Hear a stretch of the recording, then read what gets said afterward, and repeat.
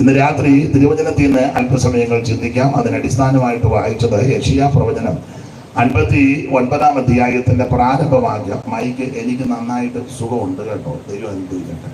പേരെന്തുവാ? അതിന് ദൈവം അനുഗ്രഹിക്കട്ടെ. ദൈവത്തിന് വളരെ നന്നായി. അപ്പോൾ യെശയ്യാ പ്രവചനം 59-ാം അധ്യായത്തിന്റെ പ്രാരംഭവാക്യം പാസ്റ്റർ ഒന്നുകൂടെ വായിച്ചു. ദൈവത്തിന്റെ മഹത്വം. രക്ഷിപ്പാൻ കഴിയാതെ വണ്ണം യഹോവയുടെ കൈ കുറുകിയിട്ടില്ല. വേദപുസ്തകത്തിലെ 66 പുസ്തകം, അതിലെ പ്രവചന പുസ്തകം യെശയ്യാ പ്രവചനം മുതല് മലാക്കി പ്രവചനം വരിക. ഇത് സിയോൻകാരെ പഠിപ്പിക്കേണ്ട നിങ്ങളെല്ലാം പഠിച്ചിരിക്കുക. ഇപ്പൊ പിന്നെ ഞാൻ പറയുന്നത് നോക്കുന്നുണ്ടോ നോക്കിയായിരിക്കുന്നത്. അപ്പോൾ അറിയാത്ത ആരെങ്കിലും ഉണ്ട്, അവരുടെ അറിവില്ല. അപ്പോൾ പ്രവചന പുസ്തകം യെശയ്യാ പ്രവചനം മുതല് മലാക്കി വരെയുള്ളതായ പ്രവചന പുസ്തകം. ഈ പ്രവചന പുസ്തകങ്ങളെ തന്നെ രണ്ടായിട്ടാണ് നമ്മൾ തരംതിരിച്ച് പഠിക്കുന്നത്. വലിയ പ്രവാചകന്മാരും ചെറിയ പ്രവാചകന്റെ വലിപ്പമല്ല, പ്രവചനത്തിന്റെ വലിപ്പം അനുസരിച്ച്. ഇന്ന് വലിയ പ്രവാചകനും ചെറിയ പ്രവാചകനും എന്നൊക്കെ പറയുന്നത് പ്രവചനത്തിന്റെ അടിസ്ഥാനത്തിലല്ല. വില കൂടിയ വണ്ടിയും വലിയ വീടും ചുറ്റുപാടും കൂടെ അമേരിക്കയിലും പേർഷ്യയിലും ഒക്കെ കടന്നു പോവുകയും സ്തോത്രം ഈ പരുവത്തിനൊക്കെ നിൽക്കുകയും ചെയ്യുന്നവരാണ് വലിയ ശരീരപ്രകൃതിയായി പറഞ്ഞു. അപ്പം 1 ലക്ഷത്തിന്റെ മൊബൈലും അതിനടുത്ത വണ്ടി, ആളും വലിപ്പവും കുടുംബശ്രേഷ്ഠതയും പിന്നെ വിദ്യാഭ്യാസം ഉണ്ടെങ്കിൽ കുറച്ചുകൂടെ നല്ലത്, പിന്നെ ആത്മീയ ലോകത്ത് പിടിയുണ്ടെങ്കിൽ കുറച്ചുകൂടെ മെച്ചം, അങ്ങനെയൊക്കെ ഉള്ള ആൾക്കാരെയാ പലരും വലിയ പ്രവാചകന്മാരെന്ന് പറയുന്നത്. ചെറിയ പ്രവാചകന്മാര് സഞ്ചിയൊക്കെ തൂക്കി ചെരുപ്പ് ഒന്നും ചിലപ്പോൾ കണ്ടെന്ന് വരികയില്ല, മൊബൈലും കണ്ടെന്ന് വരികയില്ല, ഒരു കുറ്റി സൈക്കിൾ പോലും കണ്ടെന്ന് വരികയില്ല. പിള്ളേരുടെ ഭാഷ പറഞ്ഞാൽ കാണാൻ വലിയ കാന്തവും വലിയ ഫിഗർ, ഒരു ഇംഗ്ലീഷ് ടിക്കറ്റ് തെറ്റിയോ ഇല്ല, കാണാനും വലിയ മെച്ചമൊന്നുമില്ല. ഇങ്ങനെ മുക്കിനും മൂലയ്ക്കും ഒക്കെ നിന്ന് വചനമൊക്കെ വിളിച്ച് പറയുന്നു. അത് നമ്മുടെയൊക്കെ പലരുടെയും ദൃഷ്ടി ചെറിയ പ്രവാചകന്മാരെന്ന്, മറ്റേത് വലുത്. പക്ഷേ നാം വലുതായി കാണുന്ന പലരും അവിടെ ചെറുതായിരിക്കും, നാം ഇവിടെ ചെറുതായി കാണുന്ന പലരും അവിടെ വലുതായിരിക്കും. അതെ, നമുക്ക് ആ ഭാഗം വിടാൻ. ഇത് വലിയ പ്രവാചകൻ ഗണത്തിൽപ്പെട്ടയാളാണ് യെശയ്യാ, ദൈവത്തിന്റെ മകൾ, ദൈവത്തിന്റെ രാജകുടുംബത്തിൽപ്പെട്ടയാളാണ്. ഉസിയാവ് അദ്ദേഹത്തിന്റെ പാപ്പനായിട്ട് വരും. ഇവരെല്ലാം കുടുംബാംഗങ്ങളാണ്. മാത്രമല്ല ഇദ്ദേഹത്തിന്റെ ഭാര്യയും ഒരു പ്രവാചകി എന്ന പുസ്തകം പഠിപ്പിക്കുന്നത്. വേദപുസ്തകത്തിലെ ഏറ്റവും വലിയ പേര് യെശയ്യാ പ്രവചനത്തിലാണ്. മാത്രമല്ല ഇദ്ദേഹം വളരെ ശക്തമായിട്ട് പ്രവചന ദൂത് നടത്തിയാണ്. ഇദ്ദേഹത്തെ പറ്റി വേദപഠിതാക്കൾ കൊടുത്തിരിക്കുന്ന നിങ്ങൾക്കറിയാം ഒരു വിശേഷണ പദം സുവിശേഷ പ്രവാചകൻ എന്നാണ്. കാരണം യേശു ക്രിസ്തുവിന്റെ ജനനം, ജീവിതം, ജീവിതചര്യ, ശുശ്രൂഷയുടെ വശങ്ങൾ, എവിടൊക്കെ ശുശ്രൂഷ ചെയ്തു, ഏത് വിധത്തിൽ, എങ്ങനെ, ഒടുവിൽ അവിടുത്തെ കഷ്ടാനുഭവങ്ങൾ, പീഡകൾ, പങ്കപ്പാടുകൾ, അവിടുത്തെ തിരുമരണം, അവിടുത്തെ അടക്കം, അവിടുത്തെ ഉയർപ്പ്, അവിടുത്തെ സ്വർഗാരോഹണം, ആ സ്വർഗത്തിൽ പോയിട്ട് തിരിച്ചു വരുന്നത്, തിരുസഭയെ ചേർക്കുന്നത്, അനന്തരം 1000 ആണ്ട് വാഴ്ച, ഇതെല്ലാം അടുക്കടുക്കായി പ്രവചിച്ച പ്രവാചകനാണ് യെശയ്യാ. അതുകൊണ്ട് വേദപഠിതാക്കൾ ഇദ്ദേഹത്തിന് കൊടുത്തിരിക്കുന്ന വിശേഷണ പദം സുവിശേഷ പ്രവാചകനെന്ന്. മാത്രമല്ല നിങ്ങൾക്കറിയാം വേദപുസ്തകത്തിൽ 66 പുസ്തകമുള്ളതുപോലെ യെശയ്യാ പ്രവചനവും 66 അധ്യായങ്ങളാണ്. അങ്ങനെ സാമ്യ വശങ്ങളുണ്ട്. ആ ഭാഗമൊന്നും എടുക്കുന്നില്ല, അറിവുണ്ടല്ലോ. അപ്പോൾ യേശുക്രിസ്തുവിന്റെ തിരുജനനം എങ്ങനെയായിരിക്കും ജനിക്കുന്നത്? കന്യാസൂനമായി, കന്യക ഗർഭിണിയായി ഒരു മകനെ പ്രസവിച്ചു. അതാണ് അദ്ദേഹം ആത്മാവിൽ കണ്ട് പ്രവചിച്ചത്. മാത്രമല്ല കർത്താവിന്റെ വിശേഷതകളെ പറ്റി 9:6 നമുക്കൊരു ശിശു ജനിച്ചിരിക്കുന്നു, ഒരു മകൻ നൽകപ്പെട്ടിരിക്കുന്നു, ആധിപത്യം അവന്റെ തോളിലിരിക്കും, അവിടുന്ന് അത്ഭുത മന്ത്രി, വീരനാം ദൈവം, നിത്യപിതാവ്, സമാധാനം, ഇങ്ങനെയുള്ള കാര്യങ്ങളൊക്കെ അദ്ദേഹം പ്രവചിച്ചു. എന്റെ ഭാഷ പറഞ്ഞാൽ യേശുക്രിസ്തുവിന്റെ കന്നി പ്രസംഗം, ആദ്യത്തെ പ്രസംഗം, വേദപുസ്തകത്തിൽ തെളിവ് തന്നിരിക്കുന്നതിന്റെ അനുസരിച്ച് ആദ്യത്തെ പ്രസംഗം അത് എവിടെയായിരിക്കും, എങ്ങനെ ആയിരിക്കുമെന്നും പ്രവചിച്ചത് യെശയ്യാ. 9-ാം അധ്യായമൊക്കെ പഠിക്കുമ്പോൾ ആ കാര്യം മത്തായി 4-ഉം യെശയ്യാ 9-ഓടെ ചേർത്ത് പഠിക്കുമ്പോൾ അതെല്ലാം നമുക്ക് മനസ്സിലാകും, ബോധ്യപ്പെടും. അങ്ങനെ ഇദ്ദേഹം ഒരു സുവിശേഷ പ്രവാചകനാണ്. പ്രാരംഭത്തിൽ 1-2 കാര്യം ഓർപ്പിക്കട്ടെ. എന്താണ് സുവിശേഷം? സുവിശേഷം മതം മാറ്റമല്ല, സഭ മാറ്റുകയല്ല, സംഘടന മാറ്റുകയല്ല, ആൾക്കാരുടെ സ്വസ്ഥത കെടുത്തുകയല്ല. ഇവിടെ കൃത്യം 9-ന് യോഗം നിർത്തും, സ്വസ്ഥതയൊന്നും കെടുത്തുകയല്ല. ചിലയിടത്ത് 11-ക്കും എല്ലാം ബഹളമാണ്. ഈ യോഗമൊക്കെ കഴിഞ്ഞ് പോകുമ്പോൾ നമ്മുടെ ആൾക്കാർ 8:30 ബൈബിളിൻ്റെ സിപ്പിട്ട് കാണിക്കും, പോകാനാ. ഇവിടെയും കാണിക്കും, എനിക്കറിയാം, ഇതിപ്പം നോട്ടം കാണുമ്പോൾ അറിയാം. അപ്പോൾ എന്നാൽ വേറെ ചില ആൾക്കാരും ചില ഇടങ്ങളിലൊക്കെ 11 ആയാലും പ്രശ്നമില്ല, റോഡ് വക ബ്ലോക്ക് ചെയ്ത്. ഈയിടെ ഞാൻ ഒരു കൺവെൻഷൻ കഴിഞ്ഞ് പോകുമ്പം അണ്ടകേട് മറ്റൊരു സൈഡിൽ റോഡ് ബ്ലോക്കാണ്, പോകാൻ മേല. 11:15 പോകാൻ മേല, എല്ലാം പ്രശ്നങ്ങളാണ്. ആരാ എന്തുവാണെന്ന് എന്നോട് ഇപ്പോൾ ചോദിക്കരുത്. ഞാൻ പറയുമ്പം നിങ്ങൾക്ക് മനസ്സിലാകും, മുഴുവൻ ബ്ലോക്കാണ്. പിന്നെ ഞങ്ങൾ കുമ്പളന്നാനം വഴി തിരിച്ച് അടിയൂര് ചാടി. അയ്യോ എന്തോ മെനക്കേടാണെന്നറിയാമോ? ആര് ചോദിക്കാനാ, ആരോട് പറയാനാ? ദൈവത്തിൻ്റെ മകത്വം. നമ്മളെങ്ങാനും ഒരു ചെറിയ മൈക്കിൻ്റെ ഇതും വെച്ചാൽ മുക്കിന് നിന്നാണ് ഇല്ലേ? നിങ്ങളെന്നെ എങ്ങനെ പമ്പിയിരിക്കുന്നത്? നമ്മുടെ സാധുവായ ഒരു ഉപദേശീയൊരു മൈക്ക്, അത് മൈക്കും മാത്രമല്ല, ലോട്ടറിക്കാരൻ്റെ മൈക്ക് പോലെ വലിയ അർത്ഥമൊന്നുമില്ല. എന്നാലും വധിച്ചുകൊണ്ടിരുന്ന സൂക്കേടാ ചിലർക്ക്. എന്നാൽ ചിലർ റോഡ് മുഴുവൻ അങ്ങ് ബ്ലോക്കാണ്, വഴിയൊക്കെ തിരിച്ചു വിടുക. 11:30 ആയാലും രാത്രി 11:30 വലിയ പ്രശ്നമാണ്. അപ്പൊ എന്തായാലും കൊള്ളാം, അങ്ങനെയൊക്കെയുള്ള ഒരു അന്തരീക്ഷത്തിലാണ് നമ്മൾ വന്നിരിക്കുന്നത്. അതവിടെ നിൽക്കട്ട് ഒരു ചെറിയ സൂചന തന്നേ ഉള്ളൂ. ഇവിടെ കൃത്യത്തിൽ യോഗം നിർത്തിയില്ലെങ്കിൽ നിങ്ങളുടെ ഇതിപ്പോൾ കാണട്ടെ, എനിക്കറിയാം. അപ്പൊ എന്തായാലും കൊള്ളാം. ദൈവദാസനെ ഇവിടെ കസേര ഇങ്ങോട്ട് കയറിയോ? നീ ഇങ്ങോട്ട് നോക്കാം, പുള്ളി അവിടെ പരുവത്തിന് ഇരുന്നോളും. അപ്പൊ ശ്രദ്ധിക്കുക, ഇദ്ദേഹം ഒരു സുവിശേഷ പ്രവാചകനാണ്. എന്താ സുവിശേഷം? സുവിശേഷം മതം മാറ്റമല്ല, സഭ മാറ്റുകയല്ല, സംഘടന മാറ്റുകയല്ല, ആൾക്കാരെ കൂട്ടി ബഹളവും പിള്ളേരുടെ ഭാഷ പറഞ്ഞ് ഓളവും മേളവുമല്ല. അവൻ സുവിശേഷം എന്ന് പറഞ്ഞാൽ റോഡ് ബ്ലോക്ക് ചെയ്യുകയല്ല, ഭീഷണിപ്പെടുത്തുകയല്ല. സുവിശേഷം എന്ന് പറഞ്ഞാൽ ഒരു വ്യക്തിയാണ്, അത് മറ്റാരുമല്ല, കർത്താവാകുന്ന യേശു ക്രിസ്തു. മനുഷ്യവർഗത്തിന്റെ പാപത്തിന്റെ പരിഹാരം വരുത്തുവാൻ സ്വർഗ മഹിമകൾ വെടിഞ്ഞ് ഈ ലോകത്തിൽ ഇറങ്ങി വന്ന നസറായനാകുന്ന യേശു ക്രിസ്തു. അതാ സുവിശേഷം. എടുത്തു വായിപ്പിക്കുന്നില്ല. തിമോഥെയോസിന്റെ 2-ാം ലേഖനം 2-ാം അധ്യായത്തിന്റെ 8-ാം വാക്യം ഇവിടെ ഇരിക്കുന്നവരെല്ലാം മനഃപാഠമാ. ദാവീദിന്റെ സന്തതിയായി ജനിച്ച് മരിച്ചിട്ട് ഉയർത്തെഴുന്നേറ്റ യേശു ക്രിസ്തുവിനെ ഓർത്തുകൊള്ളുക. അതാ ഞങ്ങളുടെ സുവിശേഷം. അപ്പൊ സുവിശേഷം എന്ന് പറഞ്ഞാൽ ഒരു വ്യക്തിയാണ്, അത് മറ്റാരുമല്ല, നസറേയനാകുന്ന യേശു ക്രിസ്തു. ദൈവത്തിന്റെ മഹത്വം. അതാണ് സുവിശേഷം. ആ സുവിശേഷത്തെ കുറിക്കുന്ന പ്രവാചകനായിരുന്നു യെശയ്യാവ്. 1-2 കാര്യം ഓടിച്ചു പറയാം. സുവിശേഷം യേശു ക്രിസ്തു. എന്തിനാ സുവിശേഷം? ചില പറയുന്നത് കുറെ ആൾക്കാരുടെ വൈദ്യുപെടുപ്പനാണ്. എവിടെ പോകുന്നു മോളെ? അവിടെ ഇരിക്കും, ഞാൻ ഇവിടെ ഇത് എവിടെ പോവാ? അമ്മയായിട്ട് പോവാ. എന്നാ പോ. അപ്പൊ ശ്രദ്ധിച്ചേ, എന്തിനായി സുവിശേഷം? സുവിശേഷം ഒരു തൊഴിലുമില്ലാത്ത കുറെ ആൾക്കാരുടേതല്ല. എന്നാളൊരു തള്ള പറയുന്നത് കേട്ടു, ഒരു ജോലിയും കൂലിയില്ലാത്ത കുറെ അവന്മാരിറങ്ങിയിട്ടുണ്ടെന്ന്. എങ്ങനെയുണ്ട്? ഒരു ജോലിയും മേലയില്ലാത്ത കുറെ തള്ളയ്ക്ക് വട്ട. ഇത് ഒരു ജോലിയും കൂലിയും മേലയില്ലാത്തവരുടെ മാർഗമല്ല. എന്തിനായി സുവിശേഷം? ഒറ്റവാക്കി പറയാം, സകല മനുഷ്യരും രക്ഷപ്പെടാൻ. തീത്തോസിന്റെ ലേഖനം 2:15 വായിക്കുന്നത്, സകല മനുഷ്യർക്കും രക്ഷാകരമായ ദൈവകൃപ ഉദിച്ചുവല്ലോ. സകല ആൾക്കാരും രക്ഷപ്പെടണം. രക്ഷിക്കപ്പെടാൻ ഒറ്റ മാർഗം, ഒറ്റ വഴി, ഒറ്റ വാതിൽ, ഒരേ ഒരു വ്യക്തി, നസറേയനാകുന്ന യേശു ക്രിസ്തു. മറ്റൊരുത്തനും രക്ഷയില്ല. നാം രക്ഷിക്കപ്പെടുവാൻ ആകാശത്തിന് കീഴിൽ മനുഷ്യരുടെ ഇടയിൽ നൽകപ്പെട്ട ഒരേ ഒരു നാമം നസറായനാകുന്ന യേശുവിന്റെ നാമം. ഈ നാമത്തിൽ ഭൂതങ്ങൾ വിട്ടുമാറും. ഈ നാമത്തിൽ രോഗികൾ സൗഖ്യമാകും. ഈ നാമത്തിൽ അത്ഭുതങ്ങൾ നടക്കും. ഈ നാമം എല്ലാ നാമത്തിലും മേലായ നാമമാ. ഇത് പകർന്ന തൈലം പോലെയാ. ഇത് സുഗന്ധം പരത്തുന്ന നാമമാ. ഇന്ന് രാത്രി ഈ നാമത്തിൽ അതിശയങ്ങളും അത്ഭുതങ്ങളും നടക്കും.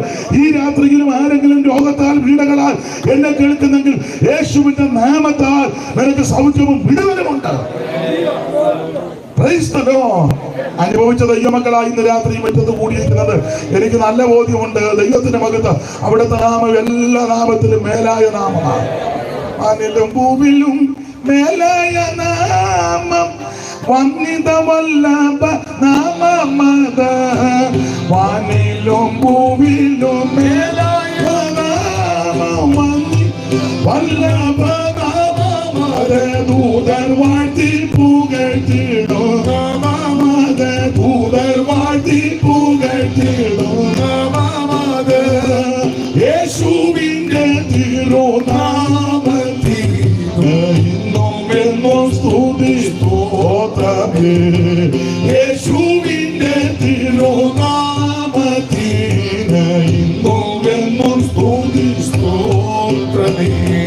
സങ്കടം ചഞ്ചല ശോഭന വേളയിൽ താങ്ങി നടത്തി നാമമത്.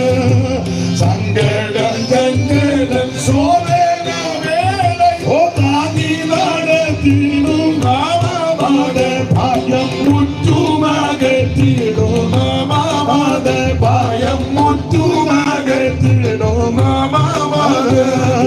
യേശുവിന്റെ തിരുനാമത്തിന് ഇന്നും സ്തുതി സ്തോത്രമേ. യേശുവിന്റെ തിരുനാമത്തിന് ഇന്നും സ്തുതി സ്തോത്രമേ. അപ്പൊ ശ്രദ്ധിക്കുക, എന്താണ് സുവിശേഷം? അത് യേശു ക്രിസ്തു. എന്തിനാ സുവിശേഷം?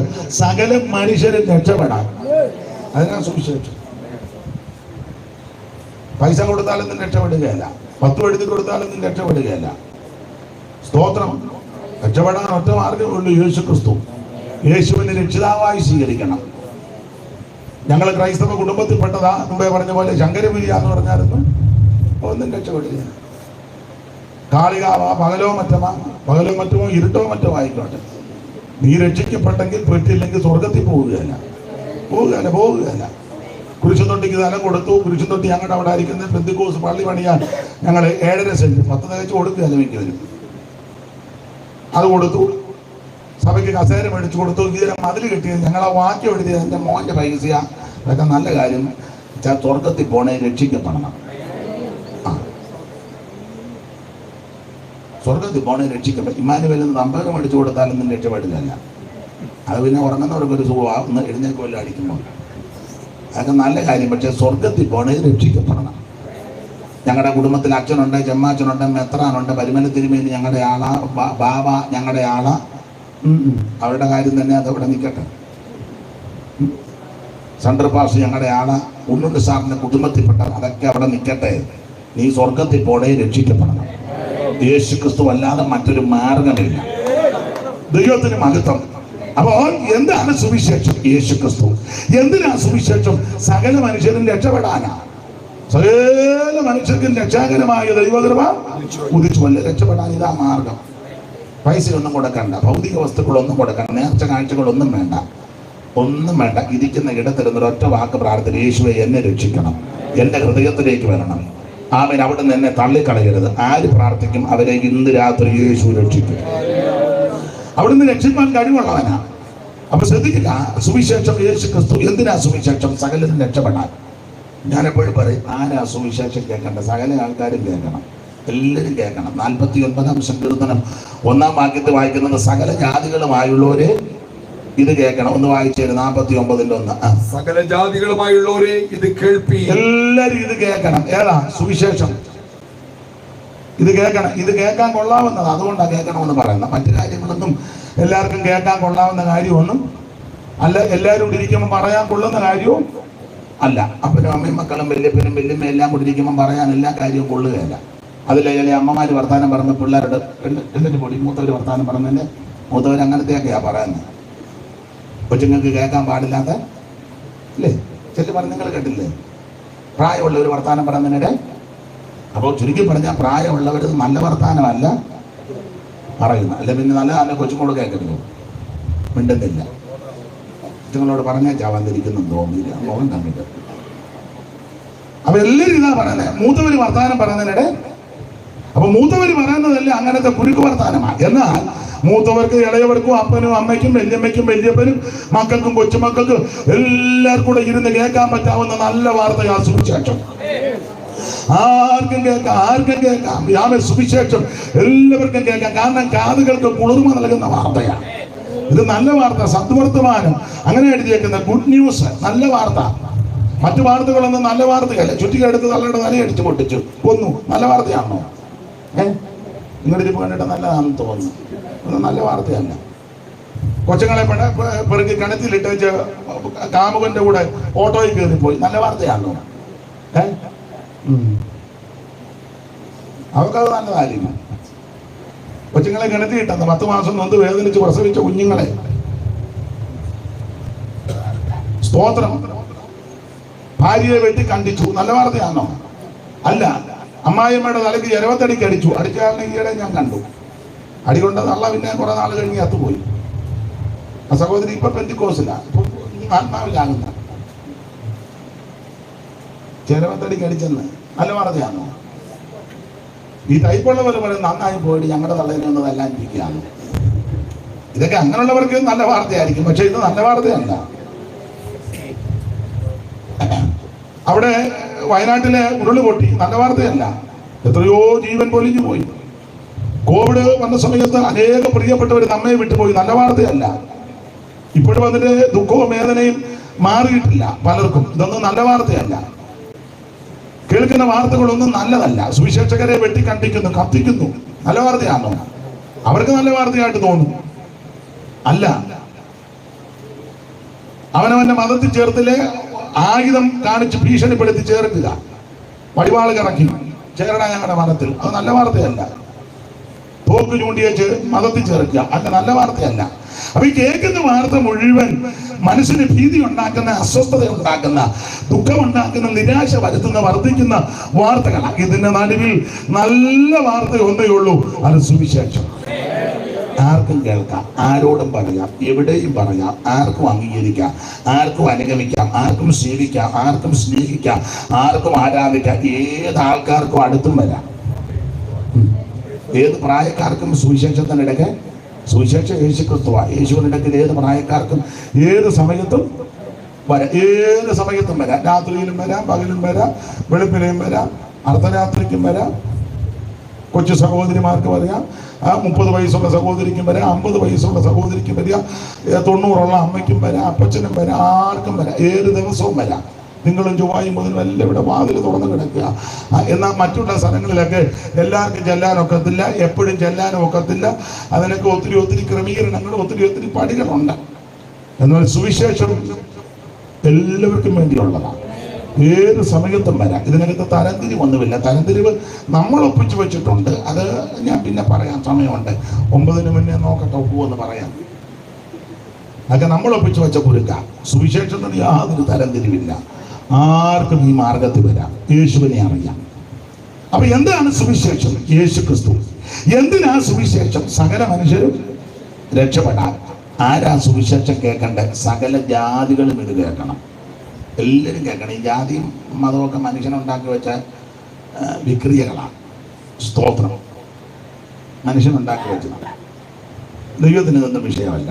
ദൈവത്തിന് മഹത്വം. ദൈവം എല്ലാവരെയും സ്നേഹിക്കുന്നു. അവിടുന്ന് സ്നേഹമാണ്. ഏത് വ്യക്തിയെയും അവിടുന്ന് സ്നേഹിക്കുന്നുണ്ട്. അതെ.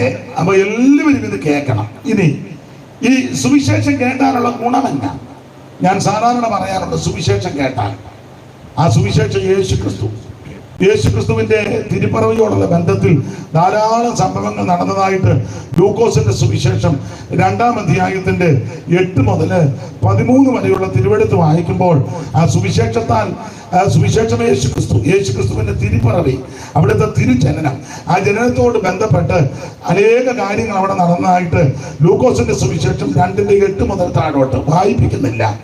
ഒന്ന്, സുവിശേഷത്താൽ ഇരുട്ട് മാറും. അവിടെ എഴുതിയിരിക്കുന്നത് അന്ന് ആ പ്രദേശത്ത് രാത്രിയിലായി സംഭവം. നിങ്ങൾക്ക് അറിവുള്ളത് കൊണ്ട് ആ ഭാഗം വായിപ്പിക്കാത്ത രാത്രിയിലാണ്. അപ്പൊ പെട്ടെന്ന് കർത്താവിന്റെ തേജസ് ചുറ്റി മിന്നി വെളിച്ചം വന്നു. അപ്പോൾ അതിന്റെ അർത്ഥം സുവിശേഷത്താൽ സംഭവിക്കുന്ന ഒന്നാമത്തെ കാര്യം ഇരുട്ട് മാറും. നിന്റെ ജീവിതത്തിന്റെ ഇരുട്ട് മാറ്റുന്ന മാർഗമാണ് സുവിശേഷം.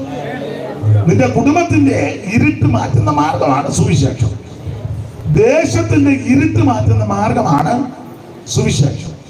ചില സ്ഥലങ്ങളിലോട്ടൊക്കെ ചെന്ന് നല്ല വെട്ടവും വെളിച്ചവും ഒരു ഐശ്വര്യമാണ്. എവിടെ എന്താണെന്ന് ഞാൻ പറയുന്നില്ല, അതൊക്കെ ബുദ്ധിയോടൊക്കെ ചിന്തിക്കും. എന്നാൽ ചില ഇടങ്ങളിലോട്ട് എന്നാൽ ഒരു ബുദ്ധിമുട്ടൊക്കെയാ. നിങ്ങൾക്കത് അനുഭവത്തിനുണ്ടോ എന്നറിയത്തില്ല. നിങ്ങൾക്കെല്ലാം ഒരുപോലാണെന്ന് തോന്നുന്നു. എനിക്കങ്ങനെ അനുഭവിക്കാറുണ്ട്. സ്തോത്രം.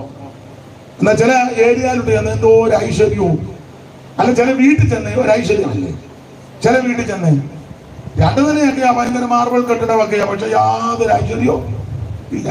വാതുക്കലും രണ്ടാണ് ഇരിപ്പുണ്ട്. അത് ഒട്ടുമായി ശരിയില്ല. വെറുതെ മെനക്കേട് കേസ് ഒത്തിരി ഉണ്ട്.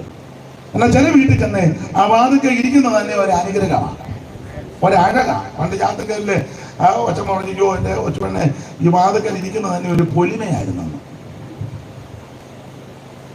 ചില ആൾക്കാർ വീട്ടിലുള്ളത് തന്നെ ഒരു അനുഗ്രഹമാണ്, ഒരു ഐശ്വര്യമാണ്. കാശും പുത്തനുമല്ല ഞാനീ പറഞ്ഞത്, ദൈവകൃപയുടെ വിശേഷമായി പറഞ്ഞു. നിങ്ങൾ ചിലരോട് സംസാരിച്ച് എന്തോ ഒരു പ്രത്യാശയാണ്, അതെ പ്രത്യാശയാണ്. ഈയിടെ ഞാൻ നമ്മുടെ കർത്താവിൻ്റെ വലിയൊരു ദാസൻ PG മാസ്റ്റർ അവരെ കാണാനൊന്ന് പോയി.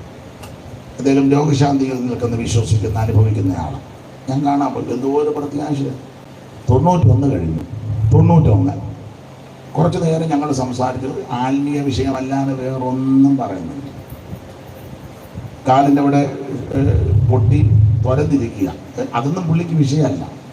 ഞാൻ ഇടയ്ക്കിടെ ചോദിച്ചാൽ അച്ചായകനം അത് ഇവിടെ ഇത് പറ.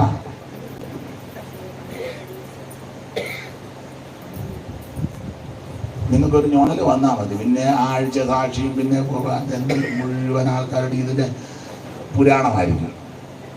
ഞാൻ അദ്ദേഹത്തിന് അവിടെ അല്പസമയം ഇരുന്നോണെങ്കിൽ പഠിച്ചു. തുറന്നിരിക്കുക പഠിത്ത. അപ്പം ഞാൻ ഒരു പ്രായമുള്ള സീനിയർ ദൈവദാസൻ, ബഹുമാന്യ ദൈവദാസൻ, ഞാൻ ചോദിച്ചു അച്ചായൻ ഇവിടെ ഇത് പറ. പുള്ളി ആത്മാക്കളെ നേടിയ കാര്യവും സ്നാനപ്പെടുത്തിയ കാര്യവും ശുശ്രൂഷ ചെയ്തതും ഇപ്പോൾ പ്രാർത്ഥിക്കുന്ന വിഷയം ആ പുള്ളി പറയാൻ, അത് വിടാൻ. നമ്മളന്ന് തുറന്നത് മാത്രം എടുത്ത് സകല ആൾക്കാരെയും കാണിച്ചുകൊണ്ടിരിക്കും. അതാണ്ട് ഇത്രയും തുറന്ന എന്നെ എല്ലാവരും എന്നെ ഇങ്ങനെ സൂക്ഷിച്ച് നോക്കുന്നത്. നമുക്ക് ആ വിഷയം വിട്ടേക്ക്. അപ്പോൾ ഈ സുവിശേഷത്താൽ ഇരുട്ട് മാറും. എത്രയെത്ര വ്യക്തികളുടെ ഇരുട്ട് മാറി. പോലീസിന്റെ ലാത്തിക്കോ തത്വസംഹിതകൾക്കോ പ്രത്യയശാസ്ത്രങ്ങൾക്കൊന്നും മാറ്റാൻ പറ്റാഞ്ഞതാ സുവിശേഷം വന്നപ്പോൾ മാറിയത്. എന്റെ ഭാഷയെ പറഞ്ഞാൽ കുടിച്ച് അവൻ കൂത്താടി നാട്ടുകാർക്കും വീട്ടുകാർക്കും ദേശക്കാർക്കും പേടി സ്വപ്നമായി സ്വൈരക്കേട് വരുത്തി 4 കാലയിൽ ഓടയിലും അവിടെ ഇവിടെയൊക്കെ കിടന്ന പല ആൾക്കാരും സത്യസുവിശേഷം കേട്ടപ്പോൾ ആ മദ്യപാനം നിർത്തി യേശുവിനെ രക്ഷിതാവായി സ്വീകരിച്ചു. കുടുംബത്തിന്റെ സ്ഥിതിക്ക് മാറ്റം വന്നു. ആ കുടുംബത്തിൽ സമാധാനവും ഐശ്വര്യമുണ്ടായി. ആ വ്യക്തിയുടെ ജീവിതത്തിന്റെ ഇരുട്ട് മാറ്റി. അത് മാറ്റുന്നതാണ് ആ സുവിശേഷം. സ്തോത്രം. എത്രയെത്ര കുടുംബങ്ങളുടെ ഇരുട്ട് മാറി. എന്നും തമ്മിൽ തല്ലും ആലോക്യവും ബഹളവും, അമ്മായിമ്മയും മരുമകളും നാത്തൂനും ചേട്ടത്തി അനിയത്തി, എന്നും ഗാർഗിൽ യുദ്ധമാണ്. അതെ, കയ്യിൽ ബോംബില്ലെന്നേ ഉള്ളൂ, അതിലും കട്ടിയുള്ള സാധനമായി എറിയുന്നത്. പക്ഷേ സുവിശേഷം ആ വീട്ടിൽ വന്ന് യേശുവിനെ രക്ഷിതാവായി സ്വീകരിച്ച് ദൈവകൃപയിൽ വന്നു കഴിഞ്ഞപ്പോൾ ആലോക്യമെല്ലാം മാറി. എല്ലാവരുടെയും കാര്യമല്ല പറഞ്ഞത്, പക്ഷെ മിക്കടുത്തും അങ്ങനെ. ഇപ്പൊ അവിടെ സന്ധ്യയാകുമ്പോൾ പാട്ട് പ്രാർത്ഥനയും ജഗത്തിന് ഘോഷം, ഉല്ലാസ ഘോഷം.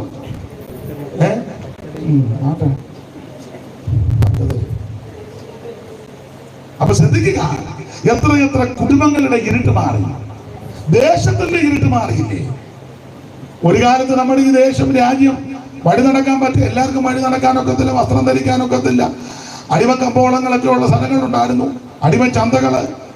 പള്ളിക്കൂടത്തിൽ കയറ്റുകയല്ല, ആഭരണം ധരിക്കാൻ എല്ലാവർക്കും ഒക്കത്തില്ല, വഴിയെ നടക്കാനൊക്കത്തില്ല, നല്ല വസ്ത്രം ധരിക്കാനൊക്കത്തില്ല. എന്തെല്ലാം അന്ധകാര നിബിഡമായ ഒരു അന്തരീക്ഷമായിരുന്നു.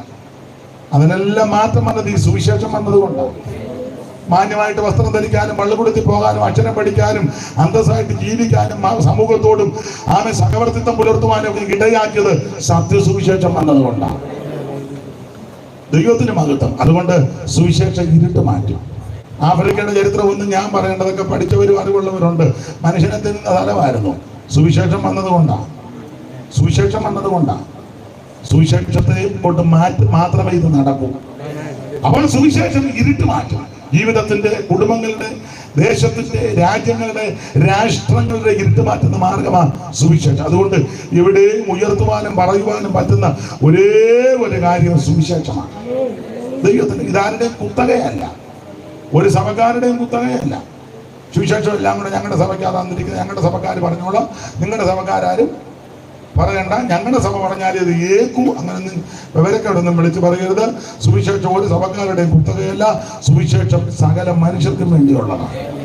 ദൈവത്തിന് മഹത്വം. എല്ലാവർക്കും എല്ലാവർക്കും എല്ലാവർക്കും വരുവീ നീ നല്ല സമയം വൃഥാവാക്കാതെ നിന്നെ യേശു വിളിച്ചിടുന്നു. വരുവീ നീ നല്ല സമയം വൃഥാവാക്കാതെ നിന്നെ യേശു വിളിച്ചിടുന്നു. അപ്പൊ ശ്രദ്ധിക്കുക, സുവിശേഷം എല്ലാവർക്കും വേണ്ടിയുള്ളതാണ്. അപ്പൊ ഇത് ഇരുട്ട് മാറ്റും മാത്രമാണോ? ഇത് ഭയം മാറ്റുന്നതാണ്. അവിടെ ദൂതന്മാര് വന്ന് പറയാ, ഭയപ്പെടേണ്ട ഭയപ്പെടേണ്ട, ഭയം മാറ്റി. ഇന്ന് രാത്രി ഏതേലും വിഷയത്തിൽ ഭയത്തോടെ ഭാരത്തോടെ ആരെങ്കിലും വന്നെങ്കിൽ നിന്റെ ഭയം മാറ്റുന്ന മാർഗമാ സുവിശേഷം.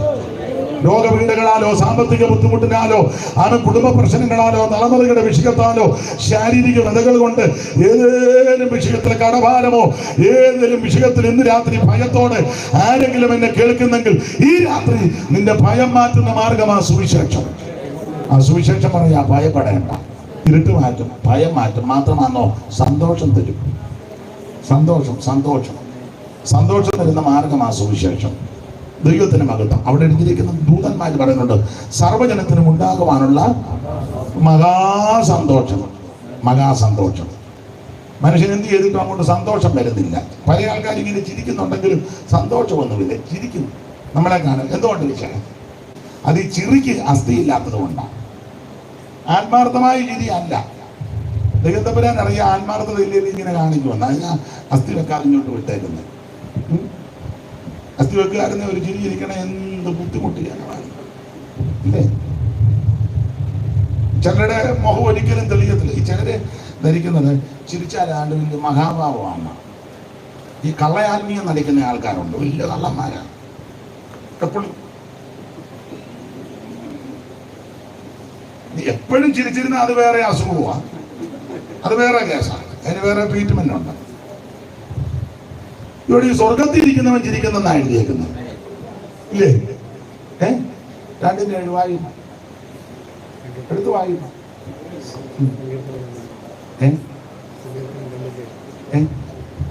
ഏത് 2-ാം സംഗതി? ഞാനൊരു നിർണയം പ്രസ്താവിക്കുന്നു. യഹോവ എന്നോട് അരുളിച്ചത് 4 4-ാം വാക്യം വായിച്ചു പാസ്റ്റർ.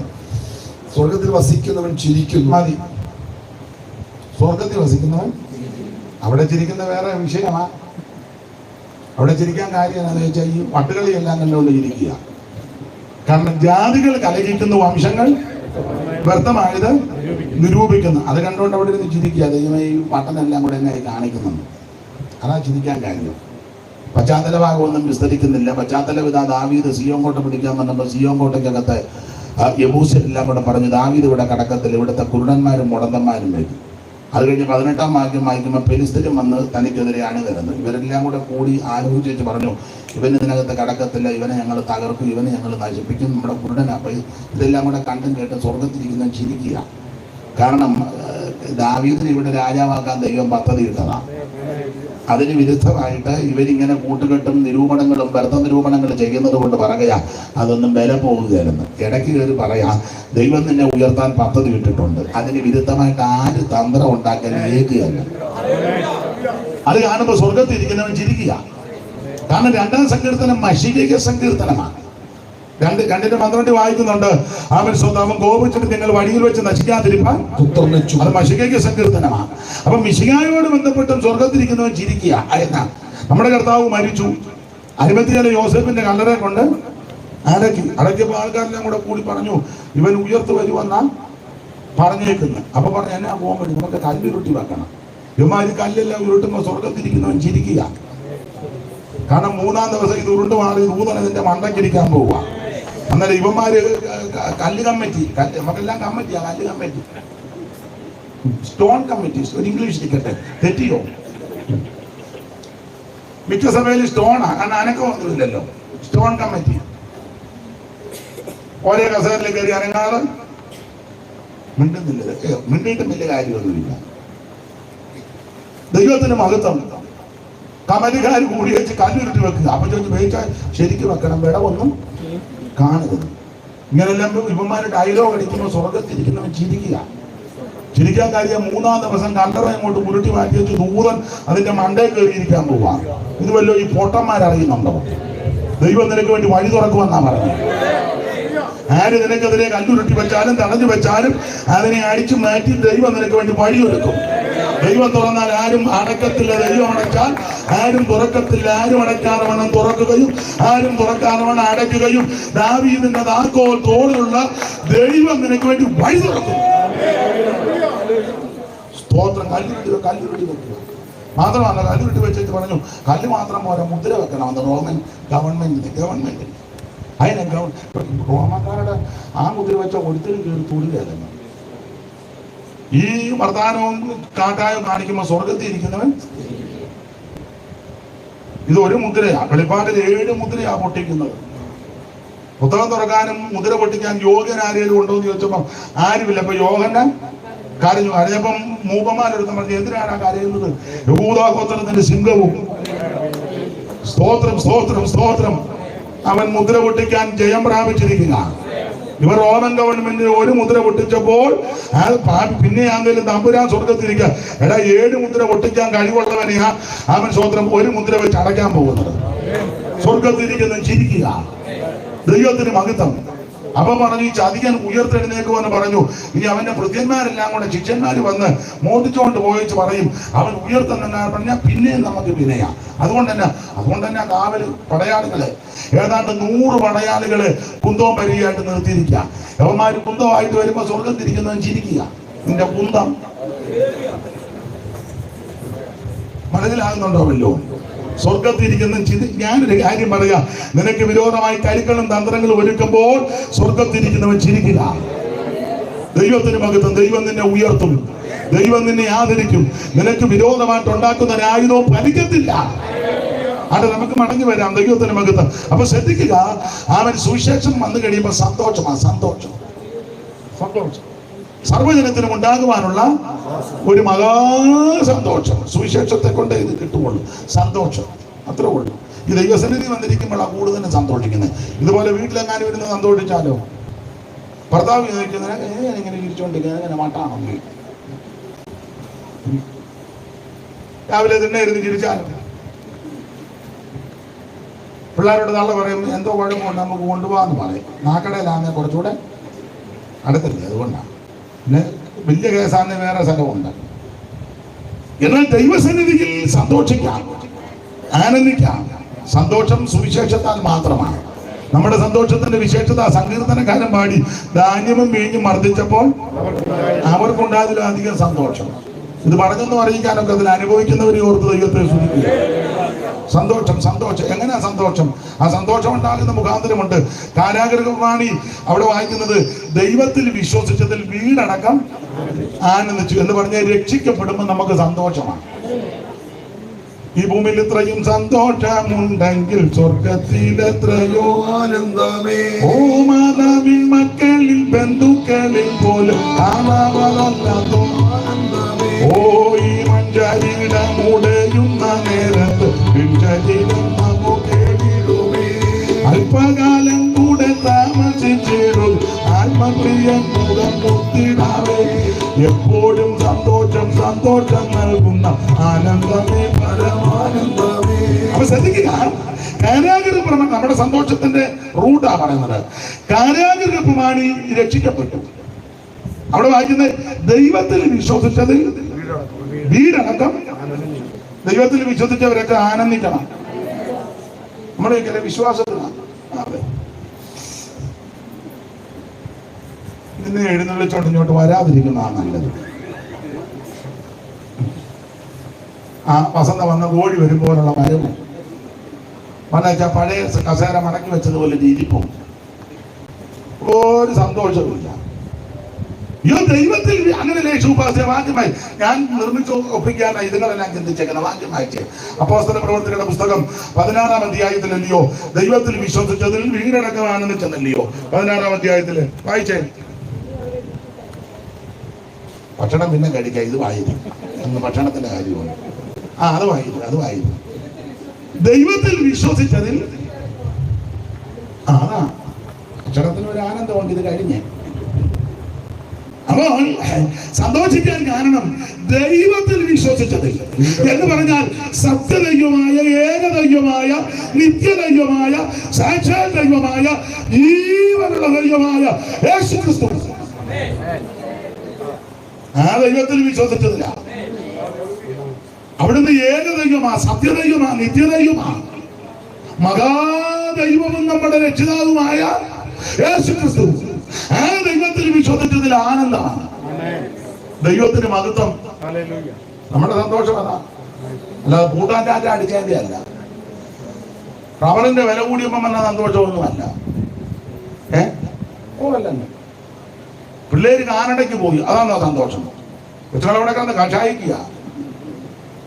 ഇവിടെ ഇങ്ങളി കിടക്കാം. മോനിവിടെ കാനഡ, അവൻ തണുപ്പ് പഠിച്ച് ഐസ് മാരി കോരി അവിടെ നിന്ന് ജോലി ചെയ്യാൻ വേറെ ആളിനെ കൊച്ച നിന്ന് കോരുക. എന്താ ഇവിടെ കാനഡ എപ്പോഴും നെല്ലുവില കളിക്കുന്ന ഇവിടെ ഉണ്ട് കാനഡ. കൊച്ചുങ്ങളവിടെ കിടന്ന് കഷായിക്കുക. പൊടിക്കൊച്ചിനെ നോക്കാൻ ആളില്ല. അപ്പൊ പറഞ്ഞ് തങ്കമ്മാമയെ കൊണ്ട്, തങ്കമ്മാമ കൊടുത്തത് തങ്കമ്മയെ കനപ്പിക്കാൻ കൊണ്ട്, കൊച്ചിനെ നോക്കാൻ കൊണ്ടുപോകുന്നതാണ്. അങ്ങ് അവിടെ ചെന്ന് തണുപ്പും പിടിച്ച് അടിച്ച് നീരും വെച്ച് കയ്യിൽ സോക്സ് ഇട്ട് കാലയിൽ സോക്സ് കയറ്റി അവളെ അതെല്ലാം ചുറ്റി അടിച്ച് 2 കണ്ണ് മാത്രം കാണാം. ഞാൻ തമാശ ഒന്നും പറഞ്ഞതല്ല. ഇവിടെ മോൻ അമേരിക്കയ്ക്ക് അങ്ങോട്ട് പോയില്ലേ? പോയി. നിങ്ങൾ പോയോ? ചെന്നില്ലേ?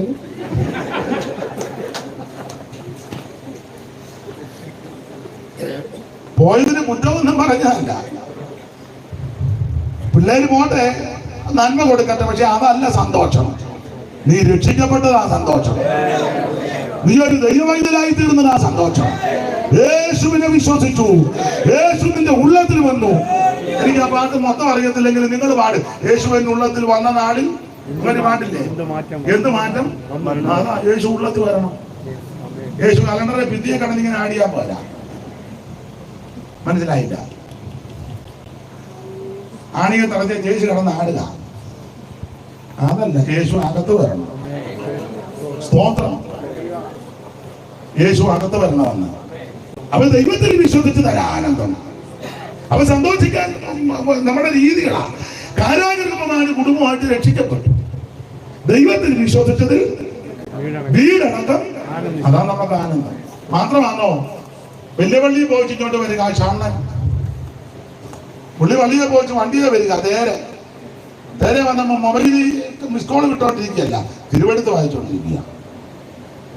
നമ്മള് അങ്ങോട്ട് പോകുമ്പോഴും മൊബൈല, പള്ളിക്കകത്തിരിക്കുമ്പോഴും മൊബൈല. ഉപദേശം നല്ല കണക്കിന് പ്രസംഗിക്കുമ്പോഴും അവൻ സൈഡ് ബിസിനസ് ആയത്. എന്തിനാടാ നീ ഇങ്ങോട്ട് കെട്ടിയെടുത്ത് വരുന്നത്? എന്നിട്ട് പറയാം ഞാൻ പാറ്റം നോക്കാം. പിന്നെ പാറ്റം നോക്കാം. അവിടെ ഇരുന്ന് മൊബൈലിൽ കളിക്കുകയാണ് മിക്കതും. ആരാധനയ്ക്ക് വേറെ പുസ്തകം ചെറുതിപ്പോ കൊണ്ടുവരികയല്ല, കൊണ്ടുവരത്തില്ല. എല്ലാം ഉണ്ടെന്നാണ്. എല്ലാം ഉണ്ട് അതിനകത്ത്, എല്ലാം ഉണ്ട്. 46-ാം സങ്കീർത്തനം എടുത്ത് തോണ്ടിയപ്പോ ലില്ലിക്കുട്ടി ഇറങ്ങി വരുന്നു. എന്നാൽ അതിന് ലില്ലിക്കുട്ടിയെ കണ്ടാക്കാൻ സങ്കീർത്തനം അവിടെ എല്ലാം ഉണ്ടല്ലോ ഇതിനകത്ത്. നിങ്ങൾക്ക് മനസ്സിലാകുന്നില്ലല്ലോ? പക്ഷെ വേറെ പുസ്തകം ഇങ്ങോട്ട് മടക്കാൻ 46 മാത്രമേ ഉള്ളൂ. അതിനകത്ത് 46 തന്നെയല്ല. അത് പറയാം എല്ലാം ഉണ്ട് കയ്യിലിരിക്കട്ടെ. അപ്പൊ ഒരു കാര്യം പറയാം, നമ്മുടെ സന്തോഷം രക്ഷിക്കപ്പെട്ടതാണ്. അപ്പൊ ശന്തനെ ദൈവാലയത്തിൽ പോയി ഇങ്ങോട്ട് വന്നപ്പോ തേരിൽ നിന്ന് തിരുവെടുത്ത് വായിക്കുക. അപ്പൊ വീതിപ്പോച്ചൻ ഇവിടെ ശുശ്രൂഷ ശമരിയിൽ വീതിപ്പോച്ചനോട് പറഞ്ഞു പെട്ടെന്ന് അങ്ങോട്ട് ചെല്ലാൻ പറഞ്ഞു. ഓടി ഗസറ്റുള്ള നിർജ്ജനദേശം അങ്ങോട്ട് ചെന്നു. തേരാണ്ട് വരുന്നത് ചേർന്ന് കയറാൻ പറഞ്ഞു. കയറി ഇരിക്കാൻ പറഞ്ഞു. ഇരുന്നു. എന്തുവാ വായിക്കുന്നത്? ഞാൻ ഫേസ്ബുക്കിൽ ചില കാര്യങ്ങൾ അതൊന്നുമല്ല, ഞാൻ തിരുവെടുത്ത് വായിക്കുക. ഏത് ഭാഗമാണ്? യെശയ്യാ പ്രവചനം. ഏതാ വിഷയം? അറക്കാനുള്ള ആളെ പോലെ. ഇതാരെ പറ്റിയാ? വല്ലതും ഗ്രഹിക്കുന്നുണ്ടോ? ഞാനിങ്ങനെ വായിച്ചു വിടുന്നതേ ഉള്ളൂ. ഒന്നും അങ്ങനെയുള്ള ഒത്തിരി ആൾക്കാർ വായിച്ചൊക്കെ വിടുക. പണ്ടൊരാൾ വായിച്ചു, രാമനോ മുണ്ടില്ല, ലക്ഷ്മണനോ തോർത്തുമില്ല, ഹനുമാൻ ഓരോരോ രോമങ്ങൾ വിടുതെറിഞ്ഞു. രാമൻ ഉണ്ടില്ലെന്നാ. ലക്ഷ്മണൻ ആ കാര്യം ഓർത്തില്ല. അതിന് പുള്ളി പറഞ്ഞ് രാമന് മുണ്ടുമില്ല, ലക്ഷ്മണന് തോർത്തില്ല, മുണ്ടും തോർത്തുമില്ല നടക്കുക. വായിച്ചങ്ങ് വിടുക. ചെല്ലി വായിക്കുന്നതന്നെ ഉണ്ട്, നമ്മുടെ ഇടയിലുമുണ്ട്. പണ്ടൊരാൾ വായിക്കാൻ എപ്പോഴും പറഞ്ഞ വായിച്ചു, എപ്പസോസ് വെച്ച് ഞാൻ മൃദംഗ യുദ്ധം ചെയ്തു. ഞങ്ങളൊരു പൊതുവെ ചോദിച്ചു, മൃദംഗ തവലയാണ് നീ വായിക്കേണ്ടത്, മൃഗയുദ്ധം ചെയ്തെന്നാ പുള്ളി വായിച്ചു പഠിക്കുക. എപ്പസോസ് വെച്ച് പുള്ളി വായിക്കുക. ഇതെന്നാണ് പോലും ഈ അടുത്ത കാലത്തിലാണ് യഹോവ എന്നുള്ളത്. യഹോവ അങ്ങ് വായിക്കുക. ഇതെന്നാണ് പോലും തിട്ടമൊന്നും വായിക്കുന്ന ഗ്രഹിക്കുന്നുണ്ടോ? അയ്യോ, ഒരുവൻ പൊരുള് തിരിച്ചു തരാൻ ഞാൻ എങ്ങനെ ഗ്രഹിക്കും? പീലിപ്പോച്ചൻ പൊരുള് തിരിച്ചു കൊടുത്തു. ഇതാരെ പറ്റിയാണെന്നറിയാമോ? യേശുവിനെ പറ്റിയാ. എന്തോ വിഷയമെന്നറിയാമോ? എന്നതാ വിഷയം? ആ തിരുവചനത്തിനെ അടിസ്ഥാനമാക്കി സുവിശേഷം പറഞ്ഞെന്നാ. വായിച്ചേ 35 മുതലുള്ള വാക്യം വായിച്ചേ. 35. ഫിലിപ്പോസ് ഈ തിരുവെഴുത്ത് ആധാരമാക്കി അവനോട് യേശുവിനെ കുറിച്ചുള്ള സുവിശേഷം യേശുവിനെ കുറിച്ചുള്ള സുവിശേഷം അറിയിപ്പാൻ തുടങ്ങി. ഈ തിരുവചനത്തിനെ അടിസ്ഥാനമാക്കി യേശുവിനെ പറ്റിയുള്ള സുവിശേഷം അറിയിച്ചു, നന്നായിട്ട് അറിയിച്ചു. അങ്ങനെ സുവിശേഷം ഫിലിപ്പോച്ചൻ പറയുന്നു, പുള്ളി കേൾക്കുന്നു, വായിക്കുന്നു, പറയുന്നു, പുള്ളി കേൾക്കുന്നു. അങ്ങനെ അങ്ങോട്ട് നേര് പോയപ്പം താണ്ടെ വെള്ളമുള്ളൊരു സ്ഥലം. ഉടനെ ഫിലിപ്പോച്ചനോട് ഷണ്ണം പറഞ്ഞു, വെള്ളം അതിനെ ദാഹിക്കുന്നു? അല്ലല്ല, സ്നാനം. ദാഹിക്കുന്നതിന് കുപ്പിവെള്ളമുണ്ട്, വെള്ളം അതിന് സ്നാനപ്പെടണം. അവൻ സുവിശേഷം പറഞ്ഞപ്പോ അതിനകത്ത് സ്നാനം പറഞ്ഞതുകൊണ്ടല്ലേ പുള്ളി പറഞ്ഞാണ്ട് വെള്ളം വെള്ളമൊക്കെ കണ്ടു. ഇനി ചിലപ്പം വെള്ളം കണ്ടെന്നും വരും. നീ വിശ്വസിക്കുന്നു? ഉടനെ ക്ഷമ പറഞ്ഞ് ഞാൻ വിശ്വസിക്കുന്നു. എങ്കിലാകാം.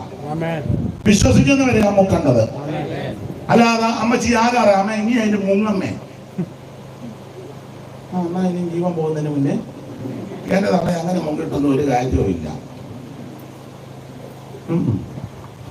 പിള്ളേരെല്ലാം ഗൾഫിലും മറ്റു രാജ്യങ്ങള് മുങ്ങച്ച സ്വസ്ഥത കെടുത്തിയാൽ പറഞ്ഞ് മുങ്ങാന്ന്. ഇവർക്ക് ശ്വാസം കണ്ടാ മുക്കിയത്. അവിടെ വെള്ളക്കാറ്റ് കണ്ട മുക്കേണ്ട പുള്ളി ചോദിച്ചു, ഇന്ത്യ എല്ലാം സൂക്കേട് തീർന്നല്ലോ. അത് കളിക്കോട്ട് കയറിച്ച് വേറെ വഴിക്ക് പോയി. അതിനാണോ മുങ്ങുന്നേ? അല്ല. അടുത്ത ആഴ്ച കല്യാണം, ഈ ആഴ്ച മുങ്ങ കല്യാണത്തിന് കൊണ്ട് അവന് തന്നെ അതുപോലും അവനറിയത്തില്ലെന്ന് തോന്നുന്നു. ഇത് കല്യാണം നടത്താനല്ല മുങ്ങുന്നേ. അങ്ങേയറ്റം പറ്റിയാണ് മുക്കിയൊക്കെ. അതിനല്ല, സുഖാട് തീർക്കാനുമല്ല, യേശുവിനോട് ചേരാനാ, യേശുവിനെ ധരിപ്പാനാ, അവിടുത്തെ മരണ അടക്ക പുനരുത്ഥാനത്തോട് ഏകീഭവിക്കാനാ. ഈ ദൈവത്തിന്റെ കൽപ്പനയാ, ദൈവത്തിന്റെ നീതിയാ. അതൊക്കെ അങ്ങോട്ട് പറഞ്ഞു കൊടുത്തത്. അന്നേരം ക്ഷണം പറഞ്ഞു വെള്ളം. വിശ്വസിക്കുന്നുണ്ട്. എന്തിനാണ്? മുക്കി കഴിഞ്ഞപ്പോ പുള്ളിക്ക് നെഞ്ചുവേദന വന്നെന്നല്ല എഴുതിയേക്കുന്നത്. വായിച്ചേ. മുക്കിയപ്പോ എന്നാ സംഭവിച്ചത്? നീ പൂർണ്ണഹൃദയത്തോടെ വിശ്വസിക്കുന്നുവെങ്കിൽ ആകാമെന്ന് പറഞ്ഞു. യേശുക്രിസ്തു ദൈവത്തിൽ നിന്ന് ഞാൻ വിശ്വസിക്കുന്നു. മുക്കി കഴിഞ്ഞപ്പോഴുള്ള വാക്യം വായിച്ചേ. അവൻ സന്തോഷിച്ചും കൊണ്ട് തന്റെ വഴിക്ക് പോയി. അങ്ങനെ സന്തോഷിച്ച് തന്റെ അതാ സന്തോഷം. അപ്പൊ നമ്മുടെ സന്തോഷം രക്ഷിക്കപ്പെടുമ്പോ സന്തോഷം. 2 സ്നാനപ്പെടുമ്പോഴും അല്ലാതെ ഇതുപോലൊരു ചതി.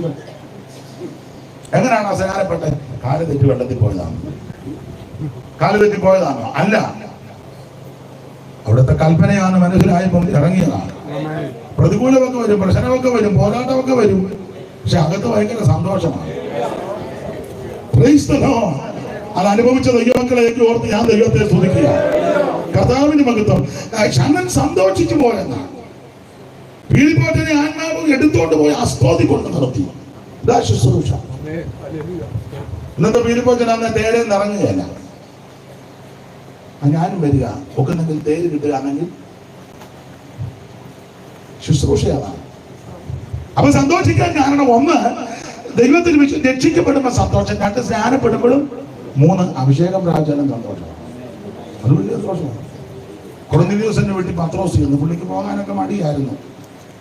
ഹൃദയമൊക്കെ ദൈവമല്ലേ അറിയുന്നത്. പുള്ളി ഒറ്റ പ്രസംഗത്തിനൊക്കെ 3000 പേരെ അകത്ത് കയറ്റിയെങ്കിൽ അകത്ത് ഇച്ചിരി ഏതാ പറ, നിങ്ങൾ പറ, ചുമ്മാ ഇരിക്കല്ലേ, പറ, ഇച്ചിരി വെച്ചിരുത്തൊക്കെ ഉണ്ട്. അത് അവരാണറിയാവുന്ന തുപ്പട്ടി ഇറക്കി കാണിച്ചു. ഒരാൾ വായിച്ചു തീപ്പെട്ടി കാണിച്ചു. തീപ്പെട്ടി തേപ്പൊട്ടിയൊന്നും അല്ല, തുപ്പട്ടി ഇറക്കി കാണിച്ചു. സകല ജാതി നാൽക്കാലികളെയാണ് അറുത്ത് തിന്നാൻ. അത് വായിച്ചോണ്ട് നമ്മുടെ ആൾക്കാർ മുഴുവൻ ഉള്ളതിനെല്ലാം അറുത്തങ്ങ് ഒരൊറ്റ പന്നിയെ പോലും വിടാത്ത വിശുദ്ധന്മാരുണ്ട്. അറക്കുകയാണ്. അത് തിന്നാനൊന്നും കാണിച്ചു കൊടുത്തതല്ല. ദൈവം വിശുദ്ധീകരിച്ചതിന് നീ മലിനമെന്ന് എന്ന് പറഞ്ഞാൽ നീ കൊർന്നേലിയോസിന്റെ വീട്ടിൽ പോകണമെന്ന്. ചില വീടുകളിൽ പ്രാർത്ഥന വെച്ചാൽ ചെല്ലു പോകുകയല്ലോ. എല്ലാം ഒരു സഭയാണ്, പക്ഷെ പോകുകയല്ല. പോയാലും തീരുന്നതിന് മുന്നേ മാപ്പിളയും പെമ്മളയും കൂടെ അങ്ങ് തിരിച്ചു പോകും. ഭക്ഷണം ഉണ്ടെന്ന് പറഞ്ഞാലും എല്ലാം എല്ലാം ഭയങ്കര വിശുദ്ധന്മാരാ. ഇപ്പൊ നിങ്ങൾ ചിന്തിക്കുക, ഇപ്പൊ ഇയാളെ വിളിച്ചത് മെനക്കേടാണല്ലോ. എന്ന് മെനക്കേടൊന്നുമില്ല, കാര്യം പറയുന്നതേ ഉള്ളൂ. ഇട്ടോണ്ട് അംഗീകരിച്ചാൽ മതി. പത്രോസിന് ഈ ചില അസ്വസ്ഥതയുണ്ട്. അതുകൊണ്ട് തമ്പുരാൻ പറഞ്ഞു പോകും. കൊർന്നേലിയോസിന്റെ വീട്ടിൽ ചെന്നു. ചെന്നോന്റെ കുട്ടി പറഞ്ഞു, വന്നത് ഉപകാരം, ഞങ്ങളെല്ലാവരും ഇവിടെ ഉണ്ട്, പറ. പത്രോസ് വാ തുറന്നു. അങ്ങനെ എഴുതിയേക്കുന്ന പത്രോസ് നമ്മളെന്ത് ചെയ്താൽ വാ തുറക്കുക, ഇനി ഒടുവിൽ തുറക്കാതിരിക്കാം. നിർത്താൻ നേരത്ത് കുട്ടനാട്ടിലൊരു മീനുണ്ട്, മുതുകില. വാ പൊളിക്കുമ്പോഴത്തേക്ക് 3 കല്ലേലിയായോ.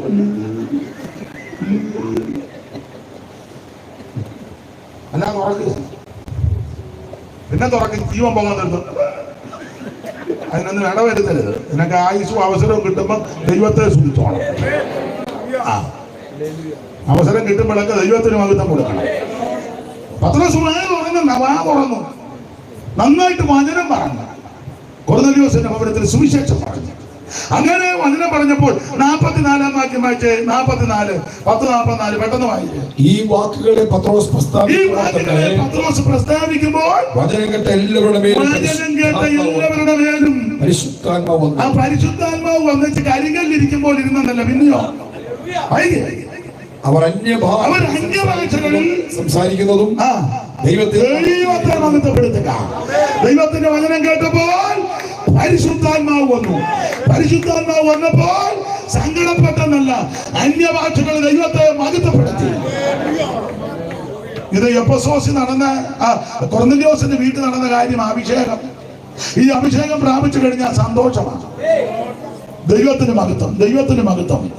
Praise the Lord. അഭിഷേകം പ്രാപിച്ചാൽ സന്തോഷമാണ്. രക്ഷിക്കപ്പെടുന്ന സന്തോഷമാണ്. സ്നാനപ്പെടുന്നത് സന്തോഷമാണ്. അഭിഷേകം പ്രാപിച്ചാൽ ഇതാ നമ്മുടെ സന്തോഷം. ധാന്യവും വീഞ്ഞും വർദ്ധിച്ചപ്പോൾ അവർക്കുണ്ടായതിലും അധികം സന്തോഷം. അതുകൊണ്ട് ആ ദൂതന്മാര് വന്ന് പറഞ്ഞത് സർവ്വജനത്തിനും ഉണ്ടാകുവാനുള്ള ഒരു മഹാ സന്തോഷം. യേശുവേ നീ സ്വർഗ്ഗത്തിൽ എന്റെ നാമം എഴുതി ആരും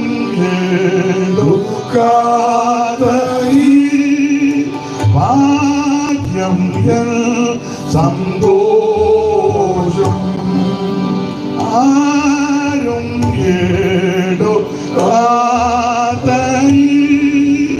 ഭാഗ്യം സന്തോഷം.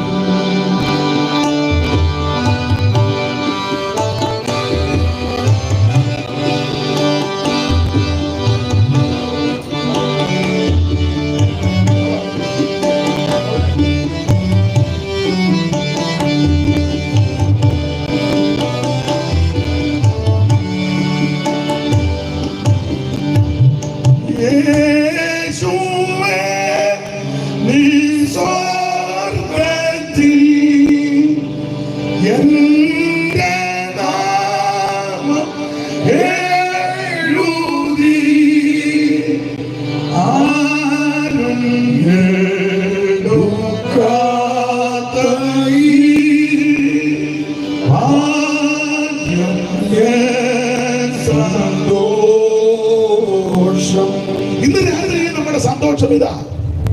ദൈവത്തിന് മകത്ത് സർവ്വജനത്തിനും ഉണ്ടാകുവാനുള്ള ഒരു മഹാസന്തോഷം. അപ്പോൾ സുവിശേഷത്താൽ ഇതൊക്കെയാണ് സംഭവിക്കുന്നത്. ഓടിച്ച ഭാഗം ഒന്ന് വിടുക. എന്താ സുവിശേഷം? യേശു ക്രിസ്തു. എന്തിനാ സുവിശേഷം? സകല മനുഷ്യനും രക്ഷപ്പെടാൻ. ആരാ സുവിശേഷം കേൾക്കണ്ട? സകല ആൾക്കാരും ഇത് കേൾക്കണം.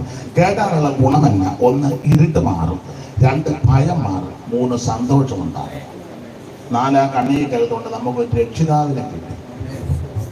യേശു എന്ന രക്ഷിതാവ് ക്രിസ്തു എന്ന രക്ഷിതാവ് നമുക്കൊരു രക്ഷകനെ കിട്ടി. എന്നെ രക്ഷിക്കാൻ ആരെങ്കിലും ഉണ്ടോ എന്ന് ഓർത്ത് നീ ഭാരപ്പെടണ്ട. യേശു നിന്നെ രക്ഷിക്കും. എന്റെ കുടുംബത്തെ രക്ഷിക്കാൻ ആരെങ്കിലും ഉണ്ടോ? നിരാശപ്പെടണ്ട. യേശു നിന്റെ കുടുംബത്തെ രക്ഷിക്കും. അവിടുന്ന് രക്ഷിക്കാൻ കഴിവുള്ളവൻ. ഇതാണ് സുവിശേഷം. ഇങ്ങനെയുള്ള സുവിശേഷത്തെ പ്രവചിച്ച പ്രവാചകനാണ് യെശയ്യാവ്. നമ്മുടെ വിഷയത്തിലേക്ക് വരാം.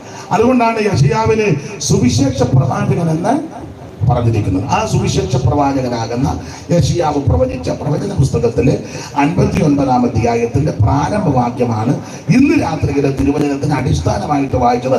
എല്ലാ ഭാഗവും ഒന്നും പറയാൻ ഒക്കത്തില്ലെങ്കിലും ചില കാര്യം നിശ്ചയിക്കപ്പെട്ട സമയപരിധിയിൽ എന്ന് പറയാം. 59-ന്റെ 1-ാം വാക്യം ഒന്നുകൂടെ വായിച്ചു. ദൈവത്തിന് മഹത്വം ഉണ്ടാകട്ടെ. രക്ഷിപ്പാൻ കഴിയാതെ യഹോവയുടെ കൈ ഈ 59-ാം അധ്യായത്തിന്റെ പ്രാരംഭവാക്യത്തിൽ പറയുക, രക്ഷിപ്പാൻ കഴിയാതെ വണ്ണം യഹോവയുടെ കൈ കുറുകിപ്പോയിട്ടില്ല. വേദപുസ്തകം പഠിപ്പിക്കുന്ന ആൾക്കാരാ നിങ്ങൾ പലരും. നിങ്ങൾക്കറിയാം, യെശയ്യാ പ്രവചനം 58-ാം അധ്യായം ഉപവാസ പ്രാർത്ഥനയും വ്യവസ്ഥയുമാണ്. വ്യവസ്ഥ തെറ്റിയുള്ള പ്രാർത്ഥനയും വ്യവസ്ഥ പ്രകാരമുള്ള ഉപവാസവും. വ്യവസ്ഥ തെറ്റിയുള്ള ഉപവാസവും ഉണ്ട്, വ്യവസ്ഥ പ്രകാരമുള്ള ഉപവാസവും ഉണ്ട്. ചിലർ ചുമ്മാ ഇരുന്ന് ഉപവസിക്കുന്നുണ്ട്. ബുധനാഴ്ച ഉപവാസം, വെള്ളിയാഴ്ച ഉപവാസം, ഞായറാഴ്ച ഉപവാസം, പിന്നെ 3, 7, 21. മിക്കവരും പലരുമായിട്ട് മിണ്ടുക പോലുമില്ല. വെറുതെ കഞ്ഞിയും വെള്ളം കുടിക്കാതെ ഇരിക്കുക. എന്നും അങ്ങ് ഉപവാസമാണ്. അങ്ങനെ നിന്നിട്ടൊന്നും വലിയ കാര്യമില്ല. ഉപവസിക്കുന്ന ആൾക്കാർ ചില ക്രമീകരണങ്ങൾ ചെയ്തിട്ട് വേണം ഉപവസിക്കാൻ. 6-ാം വാക്യം അതിൽ വായിച്ചു, പെട്ടെന്ന് വായിച്ചു. യെശയ്യാവ് 58:6. അന്യായബന്ധനങ്ങളെ അടിക്കുക, മുഖത്തിന്റെ അമിക്കറുകളെ അടിക്കുക, പീഡിതരെ സ്വന്തം വിട്ടയക്കുക, എല്ലാ മുഖത്തെയും തകർക്കുക. ഇതല്ലോ എനിക്ക് ഇഷ്ടമുള്ള ഉപവാസം. വിവരിക്കുന്നില്ല, വായിച്ചു വിടുക. അടുത്തത്, വിശപ്പുള്ളവന് നിന്റെ അപ്പം നുറുക്കി കൊടുക്കുന്നതും കൊടുക്കണം. ഉപവസിക്കുന്നവർ അങ്ങനെയൊക്കെ ചെയ്യണം. അലഞ്ഞു നടക്കുന്ന വിശപ്പുള്ളവൻ അപ്പം ഇത് മതിലും കെട്ടി ഗേറ്റ് വല്ലായിട്ട് പൂട്ടി ഗേറ്റിൽ എഴുതി വെക്കുക. പട്ടിയുണ്ട്, സൂക്ഷിക്കുക. ആരങ്ങോട്ടി എല്ലാനാ പട്ടിയുണ്ട്, മിണ്ടുന്നില്ല. ഇപ്പൊ പിന്നെ ഞെക്കുന്ന ഗേറ്റാ. കട്ടർ മാറ്റി നോക്ക്, നമുക്ക് വേണ്ടപ്പെട്ടതാണോ എന്ന്. മിണ്ടുന്നില്ലല്ലോ ആരും. എന്നെ ഇങ്ങനെ നോക്കിയിരിക്കുന്നു. ഉപവസിക്കുമ്പോഴേ വിശക്കുന്നവൻ അപ്പം മുറുക്കി കൊടുക്കണം. ഏത് സമയത്തും ആര് നമ്മുടെ വീട്ടിൽ വന്നാലും ഉള്ളതിന്റെ ഒരു വിഹിതം കൊടുക്കണം. ഉച്ചയ്ക്കാ വരുന്നെങ്കിൽ ഭക്ഷണം കഴിച്ചില്ലെങ്കിൽ കൊടുക്കണം. രാവിലെ ആണെങ്കിൽ ഉള്ളതിന്റെ വിഹിതം, ഉള്ളത് മതി. ചിലപ്പോ കപ്പ പിടിക്കുന്നത് മുള കൊടുത്തതായിരിക്കും മതി. അതാ പറയുന്നതിനും കൊടുക്കുന്നതിലും ഒക്കെ ഒരു ഐശ്വര്യവും ഒരു തൃപ്തിയും ഉണ്ട്. കപ്പ ഒഴുങ്ങിയാൽ ആ മുള കൊടുത്തത്. എന്നാൽ ഇത് പറയുമ്പോൾ തന്നെ അതിൽ ഒരു ചേഴ് വേക്കയ. നമുക്ക് 2 കഷണം കപ്പ കഴിക്കാം. ഞങ്ങൾ ഇതാ കഴിക്കുന്ന നല്ല കപ്പയാ, മലമാറാം, നല്ല രുചിയാ, അവിടെ നെയ്യ് പോലെ. ഇതൊക്കെ പറയുമ്പോൾ തന്നെ വേണ്ടാത്തവനും കൂടെ ഒരു കഷണം എടുക്കും. ഇതങ്ങനല്ലല്ലോ. കപ്പ വേണോ? വേണ്ടല്ലോ. കൂട്ടാനൊന്നുമില്ല, മുളകുടച്ചതാ, എണ്ണയില്ല. മനസ്സിലാകാഴിയൊന്നുമല്ല. നിങ്ങൾ അതിന്റെ അപ്പുറത്തെ വേന്ദ്രന്മാർ ഇതിനകത്ത്. ഉച്ചക്കൊരാൾ കഴിച്ചായിരിക്കും വന്നല്ലേ, അവൻ വിശന്ന് പ്രാണം കഴിച്ചായിരിക്കും. അവിടെ ഇരിക്കും, ഞങ്ങൾ കഴിച്ചിട്ട് വരാം. ഞങ്ങൾ എണ്ണിച്ചിട്ട് താമസിച്ചു പോയി. എന്നെ ഇങ്ങനെ സൂക്ഷിച്ചു നോക്കുന്നേ. ആദ്യമായിട്ടൊരുത്തം വന്നു. കാപ്പളം മെമ്മയോടെ ആകെ 2 മുട്ടയുള്ളെന്ന്. മാപ്പിളയ്ക്കും പപ്പളയ്ക്കും ഓരോ മുട്ടക്കറിയില്ല. ബ്രദറെ വരുന്നേ, മുട്ട എടുത്ത് വാങ്ങിക്കോ. നിങ്ങളുടെ കാര്യമല്ല പറഞ്ഞു. നിങ്ങൾ പിന്നെ എന്നെ ഇങ്ങനെ നോക്കുന്നത്. എടാ, വിശപ്പുള്ളവന് കൊടുക്കണമെന്ന്. നീ കഴിച്ചില്ലെങ്കിലും അവന് കൊടുക്കണം. ഉപവസിക്കുന്നവരോടായി പറയാന്നെ. നീ ഉപവസിക്കുന്നതിന് അവനെ വിശന്നിരുത്തേണ്ട കാര്യമുണ്ടോ? ചില ആൾക്കാർ ഞങ്ങളുടെ വീട്ടിൽ ഉപവാസ പ്രാർത്ഥന അടുപ്പിപ്പോലും വരുന്നവന് പോലും ഇച്ചിരി വെള്ളം ഇവൻ കൊത്രാക്കൊള്ളി ഒപ്പിച്ചാനായിരിക്കുന്നത് 3. അതിനും ചുമ്മാ ഇരിക്കുന്നവനെയും കൂടെ വെള്ളം കുടിപ്പിക്കാതെ അവൻ പ്രാർത്ഥിക്കാതെ നിന്നെയെല്ലാം പ്രാകുക. ഇടക്കിടക്ക് നോക്കും. നമ്മൾ ഓർക്കുന്ന വിടുതലിനാണ്. ഇന്നും വല്ലതും മനസ്സിലാകുന്നുണ്ടോ? ഇതൊക്കെ മനസ്സിലാകണം. ചുമ്മാ ഇങ്ങനെ എലവൻ കേവിയെ പിടിച്ചത് ഓടിയിരിക്കരുത്. ഉപവാസ പ്രാർത്ഥനയാണ് പറഞ്ഞത്. ഇതൊക്കെ ചെയ്യേണ്ട കാര്യമാണ്. മോക്ക് മനസ്സിലാകുന്നുണ്ടോ ഞാൻ പറഞ്ഞേ? ഇല്ലേ? ഇനിയും തെളിയിച്ചു പറയണോ? വേണ്ട. അപ്പൊ ശ്രദ്ധിക്കുക, വിഷമുള്ളവന് നിന്റെ അപ്പം നുറുക്കി കൊടുക്കണം. എമ്മോസിലേക്ക് പോയി ശിഷ്യന്മാര് കർത്താവ് താൻ കൂടെ നടന്ന കാര്യമൊക്കെ പറഞ്ഞു. മുന്നോട്ട് പോകുന്ന പാപമൊക്കെ വന്ന് കാണിച്ചു. അപ്പോൾ ക്ലയോപാവ് എന്ന് പറയുന്നിടത്തിനുമുണ്ട്. അയ്യോ, നേരം വൈകി അസ്തമിക്കുക, ഇന്ന് ഞങ്ങളുടെ കൂടെ. അങ്ങനെ അങ്ങോട്ട് ചെന്ന് അവരുമായിട്ട് ഇരുന്നപ്പോൾ അവൻ സ്വോത്രം യഹൂദന്റെ ഉണ്ണുണ്ണി സാറ് പ്രസംഗിച്ച് കേട്ടിട്ടുണ്ട്. അദ്ദേഹത്തെ കണ്ടിട്ടില്ലെങ്കിലും പ്രസംഗം കേട്ടിട്ടുണ്ട്. സാറപ്പച്ചന്റെ അതിഥിയുടെ കയ്യിൽ അപ്പം കൊടുക്കും. അവരെടുത്ത് വാഴ്ത്തി നുറുക്കണമെന്ന അതിന്റെ തിരുമേശയല്ല, അല്ലാതെ അപ്പം. അതിഥിയാകുന്നവനെ പിടിച്ച് നടുക്കിരുത്തി അപ്പം കൊടുത്തേച്ച് പറഞ്ഞു നുറുക്കാൻ. അപ്പം എടുത്ത് നുറുക്കിയിൽ അവർ അവനെ അറിഞ്ഞെന്ന് എന്ന് പറഞ്ഞാൽ അപ്പച്ചൻ പ്രസംഗിച്ച് കേട്ടിട്ടുണ്ട്. അപ്പം എടുത്തിരിക്കുന്നത് നുറുക്കിയപ്പോൾ ഇടത്ത് വശത്തിരുന്നതിനും വലത്ത് വശത്തിരുന്നതിനും കൈയുടെ അവൻ സ്വോത്രം ആണിപ്പാട് കണ്ടു. സ്തോത്രം. അപ്പം ഇങ്ങനെ എടുത്ത് നുറുക്കിയപ്പോൾ ക്ലയോപാവ് കണ്ട ആണിപ്പാട്, അപ്പറയുന്നത് ആ വ്യക്തി പുള്ളിയും കണ്ട ആണിപ്പാട്. അപ്പോൾ അവനെ അറിഞ്ഞു. ദൈവത്തിന് മഹത്വം. ഞാൻ പറഞ്ഞത് അപ്പം നുറുക്കി കൊടുക്കണം. വിഷമുള്ളവന് നിന്റെ അപ്പം നുറുക്കി കൊടുക്കുന്നതും പിന്നെ അലഞ്ഞു നടക്കുന്ന സാധുക്കളെ നിന്റെ വീട്ടിൽ ചേർത്ത് കൊള്ളുന്നതും. അവിടെ ആശ്വാസഭവനം ഉണ്ടല്ലോ, അതായിരിക്കും നിങ്ങളുടെ ചിന്ത. ഉണ്ടല്ലോ. ഈയിടെ ഞങ്ങൾ ഒരാളെ കൊണ്ട് കൊടുത്തെന്ന്, അതായിപ്പം ഹൃദയത്തില്. അവിടെ കൊണ്ട് കൊടുക്കുന്ന കാര്യം തന്നല്ല. മിണ്ടുന്നില്ല. എങ്ങനെ മിണ്ടാനാ? അലഞ്ഞു നടക്കുന്ന സാധുക്കളെ അടുത്തത് വായിക്കും. നിന്റെ മാംസരക്തങ്ങളായിരിക്കുന്നവർക്ക് നിന്നെ തന്നെ മറയ്ക്കാതിരിക്കുന്ന സഹോദരങ്ങളോടും സഭക്കാരോടും ഒക്കെ ചില അനുകമ്പയും സ്നേഹവും കരുതലും ഒക്കെ വേണം. കൊച്ചുദേശം പാടിയതുപോലെ കണ്ടും കാണാതെയൊന്നും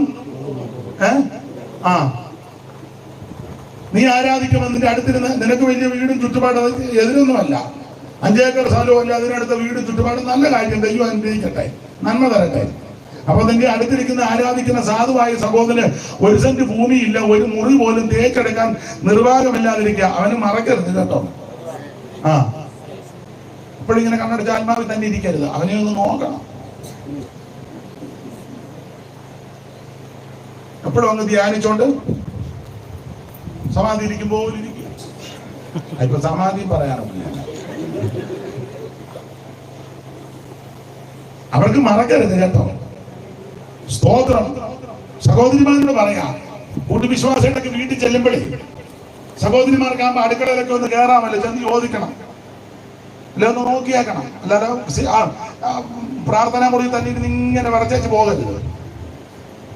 മനസ്സിലാകുന്നുണ്ടോ? ഇല്ലോ? മനസ്സിലാകുന്നില്ലല്ലോ? ഒന്നെ നല്ല കാര്യം. ഒന്ന് ശ്രദ്ധിക്കണേ. കൂടെ ആരാധിക്കുന്ന സഹോദരിക്ക് നല്ല വസ്ത്രമുണ്ടോ? കൂടെ ആരാധിക്കുന്ന സഹോദരന് നല്ല വസ്ത്രമുണ്ടോ? ഇല്ലെങ്കിൽ ഒന്ന് കൊടുക്കുകയൊക്കെ ചെയ്യണേ. ചെല്ല് പറയത്തില്ല, അതൊക്കെ കണ്ടു അറിഞ്ഞു ഒക്കെ ചെയ്യണം. മറക്കരുത്. മനസ്സിലാകുന്നുണ്ടോ?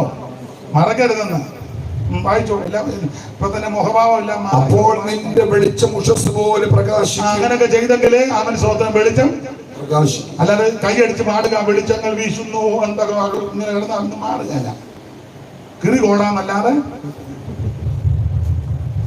ഇതൊക്കെ ചെയ്യേണ്ട കാര്യമൊക്കെ ചെയ്യണമെന്ന്. അടുത്ത വാക്യമായി, നിന്റെ മുറിവുകൾക്ക് വേഗത്തിൽ പൊറുതി വരും. ഇങ്ങനെയൊക്കെ ചെയ്താൽ നിന്റെ മുറിവുകൾക്ക് വേഗത്തിൽ പൊറുതി വരുത്തും. നിന്റെ നീതി നിനക്ക് മുമ്പായിട്ട് പുറപ്പെടും. പിന്നെ യഹോവയുടെ മഹത്വം നിന്റെ പിൻപട വായിപ്പിക്കുന്നില്ല. നിങ്ങൾ പിന്നെ വായിച്ചോ. 58-ാം അധ്യായത്തിൽ വ്യവസ്ഥ പ്രകാരമുള്ള ഉപവാസം. എന്നിട്ട് 59-ന്റെ പ്രാരംഭവാക്യത്തിൽ പറയുക, രക്ഷിപ്പാൻ കഴിയാതെ വണ്ണം യഹോവയുടെ കയ്യ്. ഞാൻ ഇങ്ങനെ പറയുന്നത്, 58-ാം അധ്യായത്തിന്റെ വ്യവസ്ഥ പ്രകാരം ഉപവസിച്ച് പ്രാർത്ഥിക്കുന്ന ഒരു ദൈവ പൈതൽ പ്രാർത്ഥിക്കുന്ന ദിനങ്ങളിൽ, ആഴ്ചകളിൽ, മാസങ്ങളിൽ, വർഷങ്ങളിൽ ഒരു വിടുതൽ നടന്നില്ലല്ലോ എന്നോർത്ത് നീ നിരാശപ്പെടരുത്. ദൈവത്തിന്റെ കൈ കുറുകിയിട്ടില്ല. ഒന്നുകൂടെ മനസ്സിലാക്കാൻ ശ്രദ്ധിക്കാത്തവരുണ്ട്. 58-ാം അധ്യായത്തിലെ വ്യവസ്ഥ പ്രകാരം ഉപവസിച്ച് പ്രാർത്ഥിക്കുന്ന ഒരു ദൈവ പൈതൽ പ്രാർത്ഥിക്കുന്ന ദിനങ്ങളിലും ആഴ്ചകളിലും മാസങ്ങളിലും വർഷങ്ങളിൽ ഒരു വിടുതൽ നടന്നില്ലല്ലോ എന്നോർത്ത് നിരാശപ്പെട്ടു പോകരുത്. നമ്മുടെ ദൈവത്തിന്റെ കൈ കുറുകിപ്പോയിട്ടില്ല. രക്ഷിപ്പാൻ കഴിയാതെ വണ്ണം യഹോവയുടെ കൈ ഉറുകിയില്ല. ഇന്ന് രാത്രി ഈ ഭവനത്തോട്, കൂടപ്പെട്ടവരോട്, ദേശത്തോട്, അയൽവാസികളോടെല്ലാം അറിയിപ്പാനുള്ള, ഓൺലൈനിലുള്ളവരോടൊക്കെ അറിയിപ്പാനുള്ള സന്ദേശം നമ്മുടെ ദൈവത്തിന്റെ കൈ കുറുകിപ്പോയിട്ടില്ല. ഇന്ന് രാത്രി ദൈവത്തിന്റെ കരത്താൽ നിനക്ക് വേണ്ടി ദൈവം വൻക്രിയകൾ ചെയ്യും. രക്ഷിപ്പാൻ കഴിയാതെ വണ്ണം യഹോവയുടെ കൈ കുറുകിയിട്ടില്ല. ഈ ദൈവത്തിന്റെ കൈക്ക് ഒത്തിരി വിശേഷതയുണ്ട്. ഉത്തമഗീതം 5-ാം അധ്യായത്തിന്റെ 10 മുതൽ താഴോട്ട് അലങ്കാര ഭാഷയിൽ അംഗപ്രത്യംഗ വർണ്ണന നടത്തിയിരിക്കുക യേശുവിന്റെ. അത് അലങ്കാര ഭാഷയിൽ ഉപമകളും ഉപമാനങ്ങളൊക്കെ ആയിട്ടാണ് കൊടുത്തിരിക്കുന്നത്. നിന്റെ പ്രിയന് മറ്റു പ്രിയന്മാരെക്കാൾ വിശേഷത എന്തുണ്ട് എന്ന് ചോദിച്ചു പറഞ്ഞു. വിശേഷത ഉണ്ടെങ്കിൽ അവനേ ഉള്ളൂ.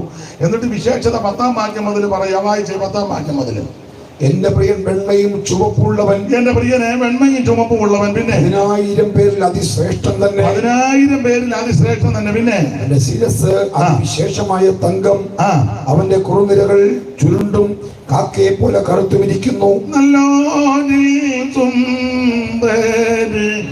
നിന്റെ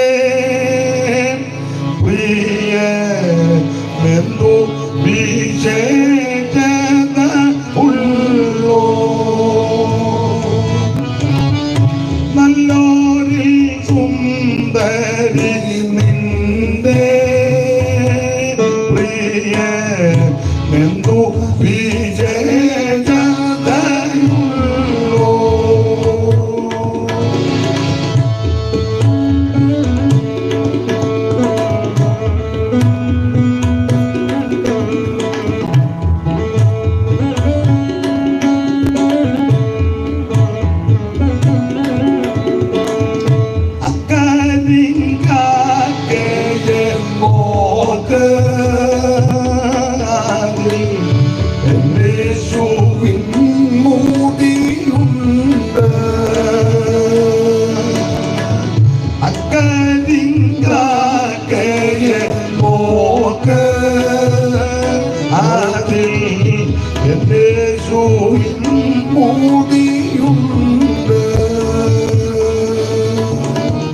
നല്ലോരിൽ സുന്ദരി നിന്റെ പ്രിയ ബന്ധു വിശേഷതയുള്ളോ.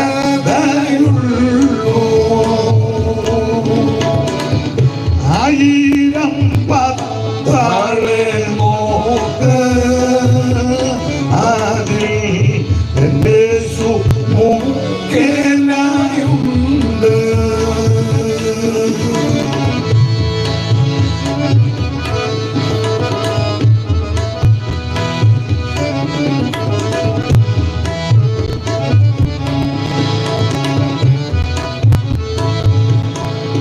അപ്പൊ ഈ 5-ാം അധ്യായത്തിന്റെ 10 മുതൽ താഴോട്ട് അവിടുത്തെ അംഗപ്രത്യംഗ വർണ്ണനയാണ്. അങ്ങനെ വർണ്ണിച്ചു വർണ്ണിച്ചു വർണ്ണിച്ചു വരുന്ന കൂട്ടത്തിൽ 14-ാമത്തെ വാക്യം വായിക്കാം. 14-ാം വാക്യം. അവന്റെ കൈകൾ ഗോമേതകം പതിച്ചിരിക്കുന്ന സ്വർണ്ണനാളങ്ങൾ. അവന്റെ കൈകൾ ഗോമേതകം പതിച്ചിരിക്കുന്ന സ്വർണ്ണനാളങ്ങൾ. 2 ലോഹങ്ങളെ ഇവിടെ പരാമർശിക്കുന്നു. കൈകളെ പറയുമ്പോൾ ഒന്ന് ഗോമേതകം, 2 സ്വർണം. ഈ 2 ലോകങ്ങൾ വേദപുസ്തകത്തിന്റെ വെളിച്ചത്തിൽ 2 വിഷയത്തെ കുറിക്കുന്നു. സ്വർണം അവിടുത്തെ രാജത്വം അല്ലെങ്കിൽ അനുഗ്രഹം, നന്മ ഇതിനെ കാണിക്കുന്നു. ഗോമേതകം ന്യായവതിയെ കാണിക്കുന്നതാണ്. കാരണം 12 കല്ലുകളിൽ വെച്ച മാർപ്പതക്കമുണ്ട് മഹാപുരോഹിതന്. അതിൽ ഗോമേതക കല്ലുണ്ട്. ഗോമേതകം ദാൻ ഗോത്രത്തിന് നിഴല. ദാൻ ഗോത്രം ന്യായവതിക്ക് നിഴല. വാക്യങ്ങളെല്ലാം എടുക്കാൻ നേരമില്ല. അപ്പോൾ ഗോമേതകം ന്യായവതിയെ കാണിക്കുന്നതാണ്. സ്വർണം രാജത്വത്തെ അല്ലെങ്കിൽ അനുഗ്രഹത്തെ കാണിക്കുന്നു. അങ്ങനെയെങ്കിൽ അവിടുത്തെ കൈയുടെ വിശേഷത അനുസരിക്കുന്ന ദൈവ കുഞ്ഞുങ്ങൾക്ക് ഈ കരം അനുഗ്രഹത്തിന്റെ കരമാണ്. എന്നാൽ ദൈവത്തോടും ദൈവവചനത്തോടും ദൈവിക ശുശ്രൂഷയോടും ദൈവ പ്രവർത്തനങ്ങളോടും മറുത്ത് മത്സരിക്കുന്നവർക്ക് ഈ കരം ന്യായവതിയുടെ കരമാണ്. ഇന്ന് രാത്രി എന്നെ കേൾക്കുന്നവരോട് പറയാം, നമുക്കാർക്കും ന്യായവതിയുടെ കരമാകരുത്. നിങ്ങൾക്കോ നിങ്ങളുടെ കുഞ്ഞുങ്ങൾക്കോ കുടുംബത്തിനോ ശബ്ദപരിധിക്ക് ശ്രദ്ധിക്കുന്നവർക്കോ ദേശവാസികൾക്കോ ഈ ശുശ്രൂഷകൾ ദൂരത്തും ചാരത്ത് വരുന്ന സംബന്ധിക്കുന്ന ആർക്കും ഈ കരം ന്യായവതിയുടെ കരമാകരുത്. നമുക്ക് നമ്മുടെ കുടുംബങ്ങൾക്കും അനുഗ്രഹത്തിന്റെ കരമാകണം. ഞാൻ ഓർപ്പിച്ചല്ലോ, അനുസരിക്കുന്ന ദൈവ കുഞ്ഞുങ്ങൾക്ക് ഈ കരം അനുഗ്രഹത്തിന്റെ കരമാണ്. എന്നാൽ ദൈവത്തോടും ദൈവവചനത്തോടും ശുശ്രൂഷയോടും മറക്കുന്നവർക്ക് ന്യായവതിയ. ഉദാഹരണം ഒത്തിരി ഉണ്ട്. രണ്ട് കാര്യം ഇപ്പോൾ ഒന്ന് തെളിയിച്ചങ്ങ് പോകാം. മോശ മുഖാന്തരം ഇസ്രായേൽ മക്കളെ വിടുവിക്കാൻ ദൈവം പദ്ധതിയിലിട്ടു. പറവും വിടുകയില്ല. പറവോനത്തിന് ഒഴി കഴിവ് പറഞ്ഞു, ദൂരെയൊന്നും പോകരുത്, ഒത്തിരി ദൂരോട്ടൊന്നും. അന്നേരം മോശ ഉപദേശം പറഞ്ഞു, അങ്ങനല്ല, 3 ദിവസം. ഉടനെ പുള്ളി പറഞ്ഞു, കന്നാലിയല്ല ഇവിടെ നിൽക്കട്ടെ, നിങ്ങളെല്ലാവരും ഇവിടെ. അന്നേരം പറഞ്ഞു, കന്നാലിയെ അത്യാവശ്യം നമുക്ക് ഈ യാഗമൊക്കെ നടത്തേണ്ടതാണ്, കന്നാലി വേണം. ഉടനെ പറഞ്ഞു, അന്നൊരു കാര്യം, പെണ്ണുങ്ങളല്ല ഇവിടെ നിൽക്കട്ടെ, നിങ്ങൾ ആണുങ്ങളല്ല. അന്നേരം എഴുതിയിട്ടില്ലെങ്കിലും പറഞ്ഞു, ഞങ്ങളുടെ യോഗത്തിന് പെണ്ണുങ്ങൾ അത്യാവശ്യമാണ്, എഴുതോത്രം പറയാനും കൈയടിക്കാനും ഇതുങ്ങളെ ഇതെല്ലാം ഇങ്ങനെ വെറുതെ കുത്തിയിരിക്കുകയുള്ളൂ. ഒടുവിൽ പ്രാർത്ഥിച്ച് നിർത്താനും ഒക്കെ ചിലതിനെ കൊള്ളുള്ളൂ. അതുവരെ മിണ്ടുകല്ല. പാവത്തങ്ങൾ അവർ സ്വോത്രം പറഞ്ഞ് വാക്യം വായിച്ചു തരികയും കൈയടിക്കുക. അതുകൊണ്ട് അത്യാവശ്യം ഇവരില്ലാത്ത യോഗം എന്നല്ല, ഇവരില്ലാത്ത ഒരു കാര്യവും നടക്കുകയല്ല. അങ്ങനെ എന്നിട്ടും സ്വോത്രം പറയുന്നത് നിങ്ങൾക്ക് ഗുണം വരുന്ന കാര്യമാണ്. പെണ്ണുങ്ങളെ ഇട്ടേച്ച് പോകുന്ന കാര്യം ഞങ്ങൾക്ക് ചിന്തിക്കാൻ പോലും ഇങ്ങനെ ഒത്തിരി ഉപാധികൾ പുള്ളി പറഞ്ഞു. ഒടുവിൽ ദൈവത്തിന്റെ ന്യായവിധി ഇറങ്ങുക, ബാധ. ഓരോ ബാധയ്ക്കും പുള്ളി ഓരോ യോഗം വെക്കും. യോഗം കഴിയുമ്പോൾ ബാധ മാറും. പിന്നെ ഫറവോന്റെ ഹൃദയം. അപ്പം മിസ്രയീം ദേശത്ത് മുഴുവൻ ഈ ബാധ അങ്ങോട്ട് പേൻ പേൻ പേൻ. മോശം അടിയെടുത്ത് നിലത്തടിച്ചു, പൊടി മുഴുവൻ പേനായി. പേനെ കൊണ്ട് പൊറുതി മുട്ടിയപ്പോൾ മന്ത്രവാദികളും തങ്ങളുടെ മന്ത്രവാദത്താൽ പേൻ ഉളവാക്കാൻ നോക്കി, ഒത്തില്ല. 8:18 വായിച്ചു. അപ്പൊ മന്ത്രവാദികൾ പറയുന്നൊരു പദമുണ്ട്, 8:18 പെട്ടെന്ന് വായിക്കും. മന്ത്രവാദികളും തങ്ങളുടെ മന്ത്രവാദത്താൽ തങ്ങളുടെ മന്ത്രവാദത്താൽ പേൻ ഉളവാക്കാൻ നോക്കി, അതുപോലെ ചെയ്തു, അവർക്ക് കഴിഞ്ഞില്ലതാനും. അടുത്തത്, മനുഷ്യരുടെയും മൃഗങ്ങളുടെയും മേൽ പേൻ മൃഗങ്ങളുടെയും മേൽ പേൻ ഉളവായതുകൊണ്ട് മന്ത്രവാദികൾ ഫറവോനോട്, ഇത് ദൈവത്തിന്റെ വിരലാണ്, ഇത് എണ്ണക്കേട് കൊണ്ട് വന്നതല്ല, ക്ലൈമറ്റ് മാറിയതൊന്നുമല്ല. എടാ ഫറവോനെ, സത്യദൈവത്തെ ആരാധിക്കാൻ നീ ജനത്തെ വിട്ടുകൊടുക്കാത്തത് കൊണ്ട് ഇത് ദൈവത്തിന്റെ കൈയാ, യഹോവയുടെ വിരലാ. സ്തോത്രം. ആ വിരല കൊണ്ട് എഴുതിയപ്പോ തന്നെ അവൻ പാടിയെന്ന ദാനിയേല് വായിക്കുന്നത്. പണ്ടിനാളും മെനെ മെനയത്തൊക്കെ ഊപ്പർസി. അപ്പം വായിച്ച പുള്ളിയെ പറ്റി വേറെ പുള്ളി മെനയാന്ന് പറഞ്ഞു. സഭയെ വന്നാലും പുള്ളി, നാട്ടുകാർക്കും വീട്ടുകാർക്കും എല്ലാം പുള്ളി മെനയാതാ, മെനെ. ഇത് ദൈവത്തിന്റെ കൈ, ന്യായവിധി നടത്തുക, വിരല. അപ്പൊ സത്യദൈവത്തെ ആരാധിക്കാൻ ജനത്തെ വിട്ടുകൊടുക്കാതെ നീ തടുത്തു വെച്ചത് കൊണ്ട്, തടഞ്ഞു വെച്ചത് കൊണ്ട് ദൈവത്തിന്റെ കരത്തിന്റെ ന്യായവിധിക. ഏലിയുടെ കാലത്ത് പെട്ടകം പിടിച്ചോണ്ട് പോയി, പിള്ളേരുടെ ക്രമക്കേട് കൊണ്ട്. പെട്ടകം പരിസ്ഥിതി ദേശത്തെല്ലാം കൊണ്ടുചെന്നിടത്തെല്ലാം മൂലരോഗം. മൂലരോഗം കൊണ്ട് നിങ്ങളെല്ലാം കിടന്ന് വലയുക. അവസാനം ഒരു നിഗമനത്തിലെത്തി മന്ത്രവാദികളെല്ലാം കൂടെ വന്ന് പറഞ്ഞൊരു കാര്യം, 5 എലി, 5 മൂലക്കുരു, 5 ചെല്ലം എല്ലാം കൂടെ ക്രമപ്പെടുത്തി, എലിയെ ഉണ്ടാക്കി, മൂലക്കുരു ക്രമപ്പെടുത്തി, 5 ചെല്ലം ഇതെല്ലാം കൂടെ വെച്ചു. അവരും പറയുന്ന പദമുണ്ട്, ഇത് ഇസ്രായേലിന്റെ ദൈവത്തിന്റെ കൈയാണ്. വ്യവസ്ഥ തെറ്റി, പ്രമാണം തെറ്റി, പെട്ടകവുമായിട്ട് പോയത് കൊണ്ട് ദൈവത്തിന്റെ കൈയാണ്. അപ്പോൾ എതിർക്കുന്നവർക്കും മറുത്തു മത്സരിക്കുന്നവർക്ക് ഈ കരം ന്യായവതിയുടെ കരമാണ്. എന്നാൽ അനുസരിക്കുന്ന ദൈവകുഞ്ഞുങ്ങൾക്ക് ഈ കരം അനുഗ്രഹത്തിന്റെ കരമാണ്. അതുകൊണ്ടല്ലയോ 8:21 മുതൽ പഠിക്കുമ്പോൾ ആമൻ സ്തോത്രം, അകവാറ്റിന്റെ അരികത്ത് വെച്ച് ഉപവാസം പ്രസിദ്ധപ്പെടുത്തി എന്നിട്ട് പറയാ, അവനെ അന്വേഷിക്കുന്ന ഏവർക്കും അവിടുത്തെ കൈ അനുകൂലമാണ്. 22-ാം വാക്യം വായിച്ച 22. ഞങ്ങളുടെ ദൈവത്തിന്റെ കൈ അവനെ അന്വേഷിക്കുന്ന ഏവർക്കും അനുകൂലമായും, ഞങ്ങളുടെ ദൈവത്തിന്റെ കൈ അവനെ അന്വേഷിക്കുന്ന ഏവർക്കും അനുകൂലമായും, അവനെ ഉപേക്ഷിക്കുന്ന ഏവർക്കും പ്രതികൂലമായും. ഇന്ന് രാത്രി നീ ദൈവത്തെ അന്വേഷിച്ചാൽ, ദൈവത്തെ ആരാധിച്ചാൽ, ദൈവത്തെ ഭജിച്ചാൽ, ദൈവത്തെ സേവിച്ചാൽ ഈ കൈ നിനക്ക് അനുകൂലമാണ്. ഉപേക്ഷിച്ചാൽ, ത്യജിച്ചാൽ, തള്ളിക്കളഞ്ഞാൽ, അവൻ തിരസ്കരിച്ചാൽ ഇത് ന്യായവതികരമാകും. ഇന്ന് രാത്രി ഈ കരം ആർക്കും ന്യായവതിയാകരുത്. ഈ കരം ഇന്ന് രാത്രി വന്നവർക്കല്ല, അനുഗ്രഹത്തിന്റെ കരമാകണം. ദൈവത്തിന്റെ കൈ വന്നാൽ അനുഗ്രഹവും വിടുതലുമാണ്. ഒന്ന് രണ്ട് കാര്യങ്ങൾ വേഗത്തിൽ പറഞ്ഞ് ഞാൻ നിർത്താം. 9 പറഞ്ഞെങ്കിൽ അതിന്റെ മുന്നേ നിർത്താം. പ്രസംഗാസ്റ്റിക്ക് ഒരു വെപ്രാളമുണ്ട്. പുള്ളി പയ്യെ തുടങ്ങുന്നതേ ഉള്ളൂ. ഇത് എവിടെ കൊണ്ട് നിർത്തും ഒന്നും ചിന്തിക്കണ്ട. പെട്ടെന്ന് നിർത്താം. തന്നെയല്ല, ചിലരുടെ ഇരിപ്പ് കണ്ടിട്ട് അധികം പോകാനും തോന്നുന്നില്ല. ആ ഇഞ്ചക്ഷൻ എടുക്കേണ്ട സമയമായെന്നറിയാം.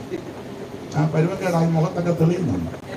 അപ്പൊ അതുകൊണ്ട് പെട്ടെന്ന് ദൈവത്തിന്റെ കൈ വന്നാൽ എന്തൊക്കെ സംഭവിക്കും? ആ ഉൽപ്പത്തി പുസ്തകം 32:22 മുതൽ താഴോട്ട്, ആ പുറപ്പാട് പുസ്തകം അതിന്റെ 4-ാം അധ്യായത്തില് 2 മുതൽ താഴോട്ടുള്ളത് എടുത്ത് വായിക്കണം. രാജാക്കന്മാരുടെ 1-ാം പുസ്തകം 19-ാം അധ്യായത്തിന്റെ 7, 8, 9, യെഹെസ്കേൽ പ്രവചനം 37-ാം അധ്യായത്തിന്റെ 1, 2, 3, മത്തായി സുവിശേഷം 8-ാം അധ്യായത്തിന്റെ 2, 3, 4, മത്തായി സുവിശേഷം 19-ാം അധ്യായത്തിന്റെ 17 മുതൽ താഴോട്ട്, ഇനി ലൂക്കോസിന്റെ സുവിശേഷം 24-ാം അധ്യായത്തിന്റെ 50 മുതൽ താഴോട്ട്, ആദ്യ ഉൽപ്പത്തി പുസ്തകം 32-ാം അധ്യായത്തിന്റെ 22 മുതൽ താഴോട്ടുള്ള തിരുവെഴുത്തുകൾ വായിക്കാം. രാത്രിയിൽ അവൻ എഴുന്നേറ്റ് 2 ഭാര്യമാരെയും 2 ഭാര്യ റാഹേലും ലേയായും പിന്നെ 2 ദാസി ബിൽഗാശിൽ 4 പെണ്ണുങ്ങള് 11 പുത്രന്മാരെയും കൂട്ടി. ഒന്നിനെ തന്നെ വലിയ ബുദ്ധിമുട്ടായി അവർക്ക്. എന്നോടൊരാൾ പറഞ്ഞു, എന്നോട് പറഞ്ഞു അവള് കേൾക്കണ്ട. ഞാൻ പറഞ്ഞു കേൾക്കണ്ട, എനിക്കും പ്രശ്നമാണ്.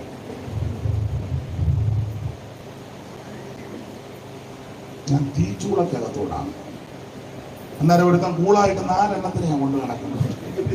എന്തോ കഴിവാ ഇവിടെ. ഇത് കഴിവല്ലേ? സത്യം പറയാം. ഒരെണ്ണത്തിന് ഞാനും നിങ്ങളും ഇവരും സത്യം പറയാം. നമ്മുടെ കഴിവിന്റെ കുറ്റമല്ല, പണക്കാരല്ല പറഞ്ഞത്. നമുക്ക് ഇഷ്ടപ്പെടാത്തതായിരിക്കും ചിലപ്പോൾ പറയുന്നത്, നമുക്ക് ഇഷ്ടപ്പെടാത്തതായിരിക്കും ചെയ്യുന്നത്. ചിലപ്പോൾ നമ്മുടെ വീട്ടുകാരോട് വലിയ താല്പര്യവും കാണും, അവരുടെ വീട്ടുകാർ വരുന്ന വലിയ ഇഷ്ടം. നമ്മുടെ അമ്മയുടെ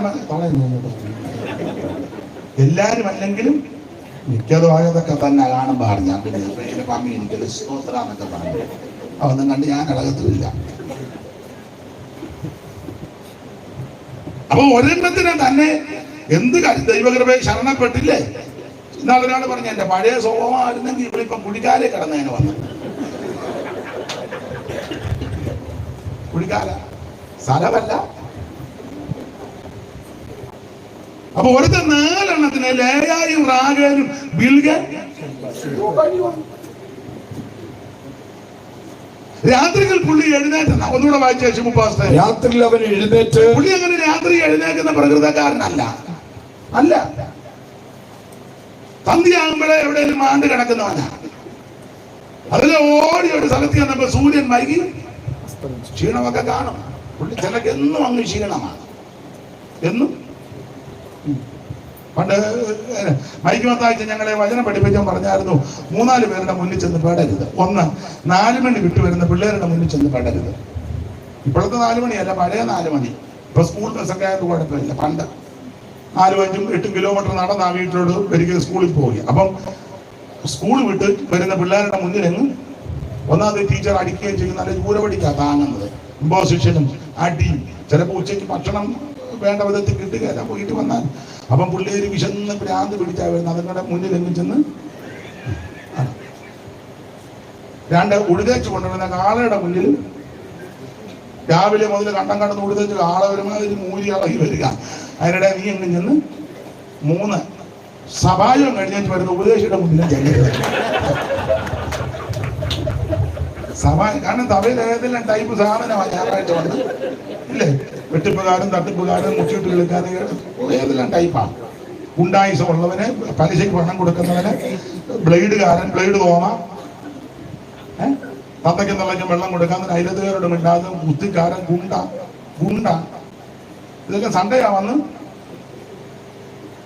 സാക്ഷിക്കകത്തൂടെ വാക്യം വായിക്കുമ്പോഴും പ്രസംഗത്തിലൊക്കെ നല്ല താങ്ങും കുത്തും ഒക്കെ കുത്തിയേച്ച് അതിനിടയ്ക്ക് കമ്മിറ്റി ബഹളം, അസ്വസ്ഥത, ഒരുമാതിരി അസ്വസ്ഥതപ്പെട്ട് ഇരിക്കുക. അതുകൊണ്ട് മൈക്ക് വത്താഴ്ച പറയും, സഭായി കഴിഞ്ഞിട്ട് വരുന്ന ഉപദേശിയുടെ മുന്നിൽ എന്ന് ചെന്ന്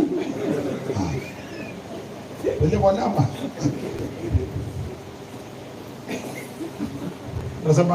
ഊറി എന്തോ വിഷയം കാണുമായി ഇവിടെ ഉണ്ടെന്നല്ല, നേരത്തെ ഓർത്താനും ദൈവത്തിന്റെ മഹത്വം. ഞാൻ ഒരാളെ ഉപദേശിച്ചല്ല, ശുശ്രൂഷ ചെയ്തവരോട് ചോദിച്ചു. ചില വിശ്വാസികൾ ആക്ഷേപിക്കും, പാസ്റ്റർ വലിയ ചാട്ടം ഞങ്ങൾ തരുന്നതല്ലേ തിന്നുന്നേ, അങ്ങനെ ചോദിക്കുന്നവരുണ്ട്. ചില പിള്ളേരോട് ചോദിച്ചിട്ടുണ്ട്, നീയൊക്കെ എന്തിനാ കിടന്ന് ചാടാനാടാ? ഞാൻ ഇരിക്കുമ്പോൾ ആ ഒരു തള്ള, അമേരിക്കക്കാരി തള്ളയാ, ഇപ്പോഴും കൊണ്ടാ തള്ള. ഈയിടെ ഞാൻ കണ്ടു, പാസ്റ്ററുടെ പേരൊന്നും പറയുന്നില്ല, അദ്ദേഹം കണ്ണിൽ കൂടെ ഞാൻ കണ്ട അനുഭവ സാക്ഷി. ഈ തള്ള പറയാ, എന്നാ കിടന്ന് ചാടുന്നേ? ഞങ്ങളുടെ പിള്ളേർ അമേരിക്കയിൽ നിന്ന് തരുന്നുകൊണ്ടല്ലോ താനും തന്റെ മക്കളും. ഇപ്പൊ തള്ള ഇങ്ങനെ ആയിരിക്കുന്നു.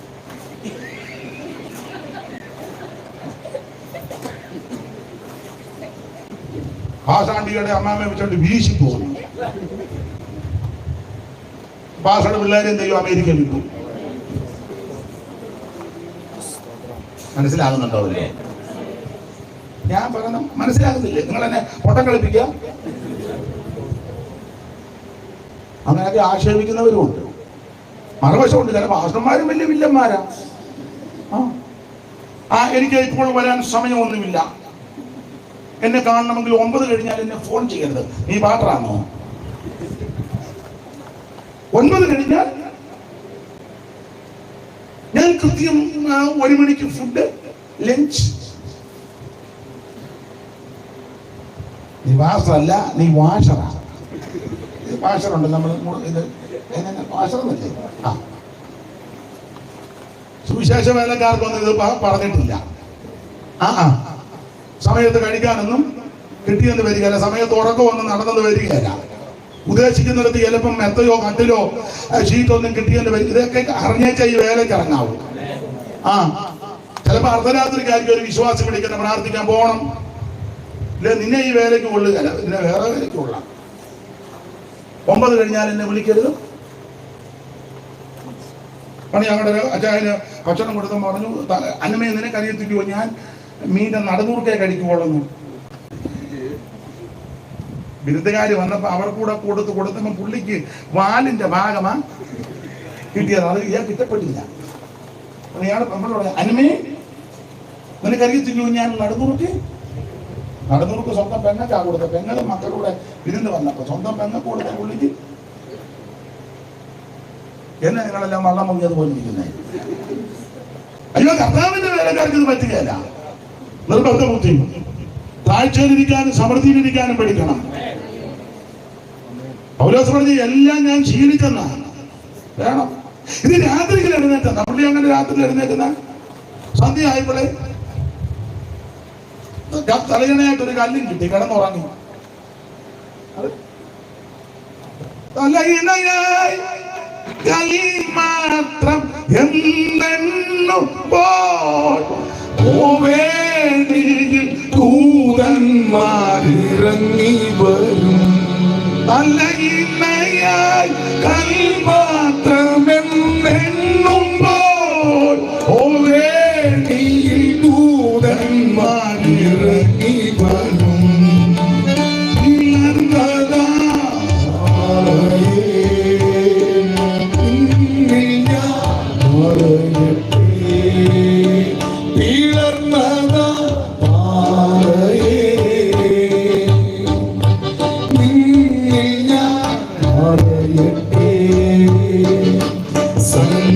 സങ്കേതമേ എനിക്കാനന്ദമേ, നിന്നിൽ ചാരിടുന്നവർക്ക് ആശ്വാസമേ, നിന്നാത്മബലം എനിക്കാനന്ദമേ.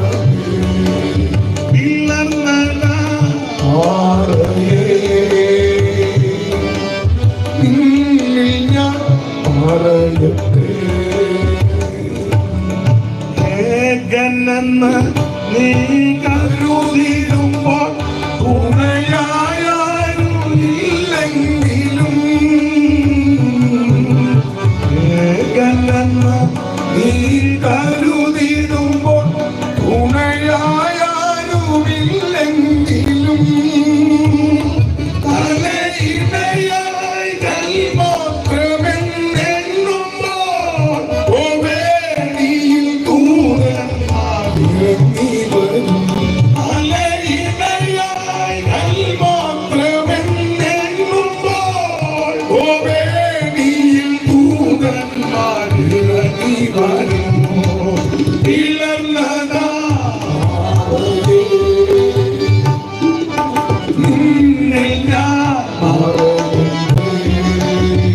പോകട്ടെ, സമയം പോകുന്നല്ലോ.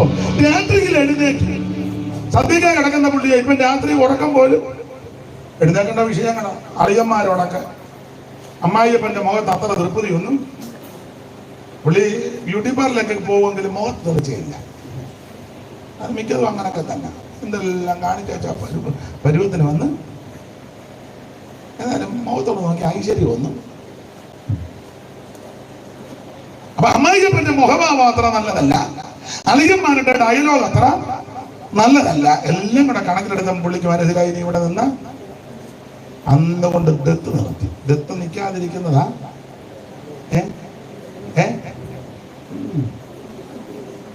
നിങ്ങൾ എനിക്ക് വാസ്തു മനഃപൂർവ്വം കുടുംബകലം ഉണ്ടാക്കാൻ അല്ല,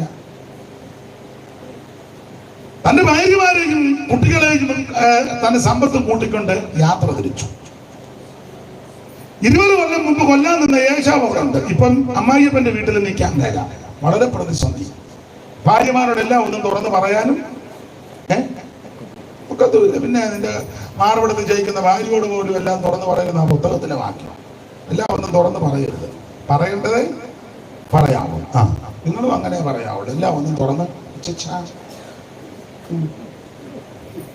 ഞാൻ BCM കോളേജിൽ പഠിച്ചെന്ന് പറഞ്ഞാൽ മതി, ചരിത്രം ഒന്നും പറയണ്ട.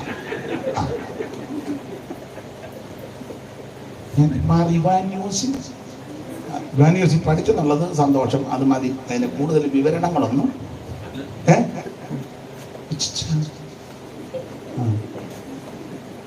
എല്ലാം ഒന്നും തുറന്ന് പറയരുത്. പക്ഷെ എല്ലാം ദൈവത്തോട് പറയണം. അവിടെ ഒന്നും മറച്ചു വെക്കരുത് കേട്ടോ. എന്നാ ദാടിക്ക് കഴിയും കൊടുത്തിരിക്കുന്നു. സങ്കടപ്പെടണ്ട, ഉള്ള കാര്യമായി പറ. എല്ലാം യേശുവോടു ചെന്ന് ചൊല്ലുമ്പോൾ താൻ കേൾക്കും. യേശുവോടു ചെന്ന് ചൊല്ലിടുമ്പോൾ താൻ കേൾക്കും. എല്ലാം കർത്താവിനോട് പറയാം. പക്ഷെ എല്ലാ കാര്യം എല്ലാവരോടും പറയാൻ ഒക്കത്തില്ല. ഭാര്യമാരോടെല്ലാം ഒന്നും തുറന്ന് പറഞ്ഞില്ല. പക്ഷെ മനോവേദനയോടാ യാത്ര.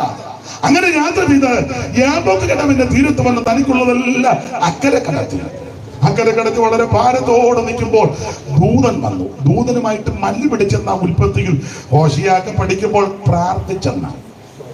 നേരം വെളുത്തിട്ടും പ്രാർത്ഥന നിർത്തിയില്ല. അപ്പൊ ദൂതൻ പറഞ്ഞു, ജേക്കബേ വിടടാ, സൂര്യൻ ഉദിക്കുന്നു, വെളിച്ചം വീശുന്നു, എനിക്ക് പോകണം. അവൻ പറഞ്ഞു, നീ എന്നെ അനുഗ്രഹിച്ചല്ലാതെ ഞാൻ നിന്നെ വിടുന്നില്ലെന്ന് കണ്ടപ്പോൾ ഹോവയുടെ ദൂതൻ യാക്കോബിന്റെ തുടയുടെ തടം തൊട്ടു. പേരെന്നാന്ന് ചോദിച്ചു. പേര് ജേക്കബ്. 27 അങ്ങനല്ലല്ലോ പറഞ്ഞേ. 27 അത് 27 അങ്ങനെ പറഞ്ഞെങ്കിലും ഇവിടെ പറയാതിരിക്കാൻ ഒക്കത്തില്ല. കാരണം ഒരു ചെറിയ പിടുത്തം, ചെറുതല്ല വലിയ പിടുത്തമാ. തുടയുടെ സത്യം പറഞ്ഞു. അപ്പൊ തമ്പുരാൻ പറഞ്ഞു, വിവരിക്കുന്നില്ല. തമ്പുരാൻ പറഞ്ഞു, നീ സത്യം സംസാരിച്ചല്ലോ, നിന്റെ പേര് ജേക്കബ് എന്നല്ല, ഇസ്രായേൽ പ്രഭു. പ്രഭു ഉപായമെല്ലാം ഇന്ന് രാത്രി നിർത്തിക്കോണം, വിട്ടോണം. നിന്റെ പേര് പ്രഭുവാ. നിന്റെ പേരും പ്രകൃതിയും എല്ലാം മാറുക. യഹോവയുടെ ദൂതൻ യാക്കോബിന്റെ തുടയുടെ തടം തൊട്ടു എന്ന് പറഞ്ഞാൽ അവരുടെ ദൂതൻ എന്ന് പറയുന്നത് ദൈവം തന്നെ. സർവശക്തൻ തന്റെ കൈ കൊണ്ട് യാക്കോബിനെ തൊട്ടു. ഇവന്റെ പഴയ പേരും പ്രകൃതിയും മാറി ഒരനുഗ്രഹത്തിന്റെ പേര് ദൈവം കൊടുത്തു. മാത്രമാണോ, പിറ്റേന്ന് അക്കരെ ചെന്നപ്പോൾ 33 ഏശാവോടി വന്ന് കെട്ടിപ്പിടിച്ച് ആലിംഗനം ചെയ്ത് കഴുത്ത് വീണ് ചുംബിച്ചു. രണ്ടുപേരും കരഞ്ഞു. ഞാൻ ഇങ്ങനെയാ പറയുന്നത്, ദൈവത്തിന്റെ കരം നിന്നെ തൊട്ടാൽ നിന്റെ പേരും പ്രകൃതിയും മാറി വിരോധമായി നിൽക്കുന്നവൻ അനുകൂലപ്പെട്ടു വരും. യാക്കോബിനെ തൊട്ട കരം കുറുകിപ്പോയിട്ടില്ല. ഇന്ന് രാത്രി ഈ കരം നിന്നെ തൊടും. നിന്റെ പഴയ പേരും പ്രകൃതിയും എല്ലാം മാറ്റി അനുഗ്രഹത്തിന്റെ പേര് ദൈവം നിനക്ക് നൽകി. നിനക്ക് വിരോധമായി പ്രതികൂലമായി നിൽക്കുന്നവരെ ഇന്ന് രാത്രി അവിടുന്ന് അനുകൂലപ്പെടുത്തി നിന്നോട് കൂടെ വരുത്തുവാൻ നിന്റെ ദൈവം വിശ്വസ്തനാണ്. യാക്കോബിനെ തൊട്ടകരം കുറുകിപ്പോയിട്ടില്ല. വാക്യങ്ങൾ ഒത്തിരി പറഞ്ഞെങ്കിലും എല്ലാം പറയുന്നില്ല, പെട്ടെന്ന് അങ്ങ് നിർത്തുക. രാജാക്കന്മാരുടെ 1-ാം പുസ്തകം 19-ാം അധ്യായത്തിന്റെ 7-8 അറിവുള്ള വാക്യമാ വായിച്ചു. രാജാക്കന്മാരുടെ 1-ാം പുസ്തകം 19-ന്റെ 7-8 പെട്ടെന്ന് വായിക്കാം. യഹോവയുടെ ദൂതൻ രണ്ടാം പ്രാവശ്യവും വന്ന് അവനെ തട്ടി. ഒരാളെ തൊട്ടു, ഈ പുള്ളിയെ തട്ടി. പിന്നെ എഴുന്നേറ്റ് തിന്നുക, നിനക്ക് ദൂരയാത്ര ചെയ്യുവാനുണ്ടല്ലോ എന്ന് പറഞ്ഞു. അടുത്തത് അവൻ എഴുന്നേറ്റ് തിന്ന് കുടിച്ച് ആഹാരത്തിന്റെ ബലം കൊണ്ട് 40 പകലും 40 രാവും ദൈവത്തിന്റെ പർവ്വതമായ ഹോറേബോളം നടന്നു. പശ്ചാത്തലഭാഗമൊക്കെ അറിയാം.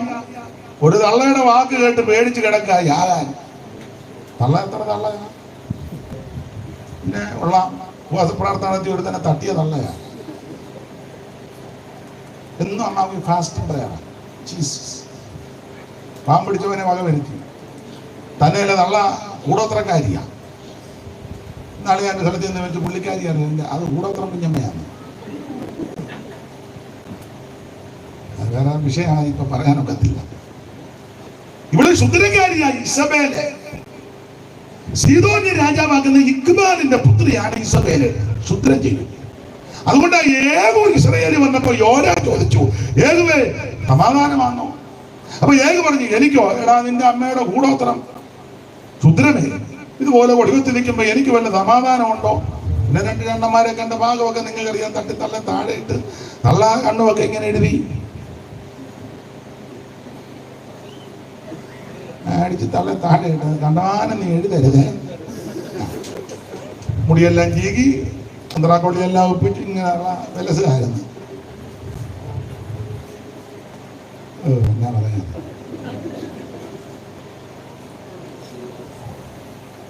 ആരുമില്ലെന്ന് ചോദിച്ചാൽ 2 അടിച്ച് താഴെ ഇട്ട് കളഞ്ഞു. അപ്പൊ ഇവിടെ ശുദ്രം ചെയ്യുന്ന അഹങ്കാരിക. മാത്രമല്ല, തന്റെ പ്രവാചകന്മാരെ കൊന്നതിന് ചൂട് പിടിച്ചു പറഞ്ഞു, അവരിൽ ഒരുത്തനെ പോലെ ഞാൻ ഏലിയാവിനെ തട്ടു. പുള്ളി പേടിച്ച് ചൂടച്ചടിയുടെ. അതിനെപ്പറ്റി വേദപണ്ഡിതാക്കളെ ചെല്ല് പറയുന്നത്, ഇവിടെ ശുദ്രം ചെയ്യുന്നവളാ ഏലിയാവിനെതിരെ ഭയങ്കര ആഭിചാരം ചെയ്തെന്ന അതിന്റെ ഫൈറ്റിംഗ് ഉണ്ടായി. അതൊക്കെ ഉണ്ടാവും, പക്ഷെ ജയിക്കത്തില്ല. ഫൈറ്റിംഗ് ഉണ്ട്.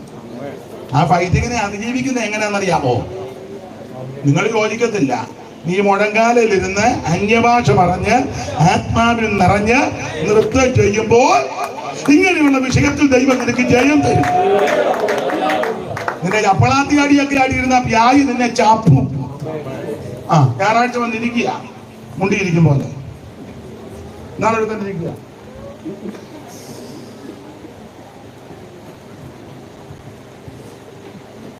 ആഭിചാരത്തിന്റെ എഫക്റ്റ് ഉണ്ട്, പക്ഷെ അത് നിന്നെ ജയിക്കത്തില്ല. ജയിക്കാതിരിക്കണമെങ്കിൽ നീ പരിശുദ്ധാത്മ നിറവിൽ നൃത്തം ചെയ്ത് ദൈവത്തെ ആരാധിക്കണം.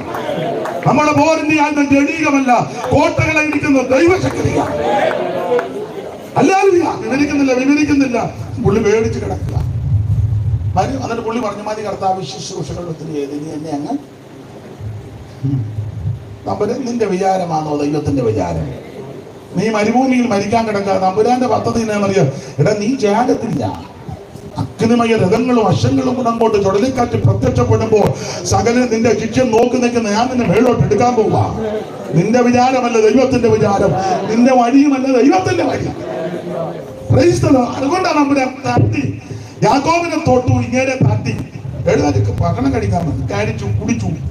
ആ ആകാരത്തിന്റെ ബലം കൊണ്ട് 40 പകലും 40 രാവും നടന്ന് ദൈവത്തിന്റെ പർവ്വതമാകുന്ന ഹോരേബ് എന്ന് പറഞ്ഞാൽ ദൈവം തമ്പുരാൻ നിന്നെ തൊട്ടാൽ അവിടെ ദൂതൻ വന്ന് തൊട്ടു കരം തൊട്ട് കഴിഞ്ഞപ്പോൾ മരണഭീതി മാറി, ചിത്തഭ്രമം മാറി.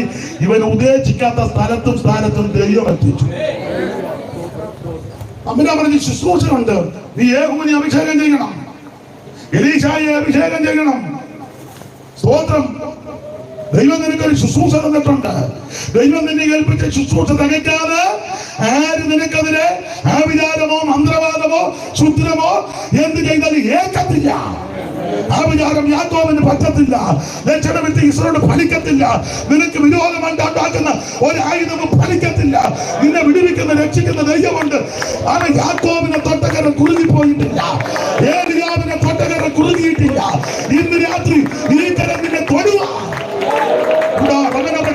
വീടുകളുടെ മാനത്ത്, ചിത്തപ്രബന്ധങ്ങൾ മാനത്ത്, നിന്റെ കുടുംബത്തിനെതിരെ, നന്മയ്ക്കെതിരെ, തലമുറക്കെതിരെ ആവിചാരവും ശുദ്ധിപ്രയോഗവും ഒക്കെ ഉണ്ടെങ്കിൽ ഇന്ന് രാത്രി അതിന്റെ കെട്ടുകൾ പൊട്ടുന്ന രാത്രിയാ.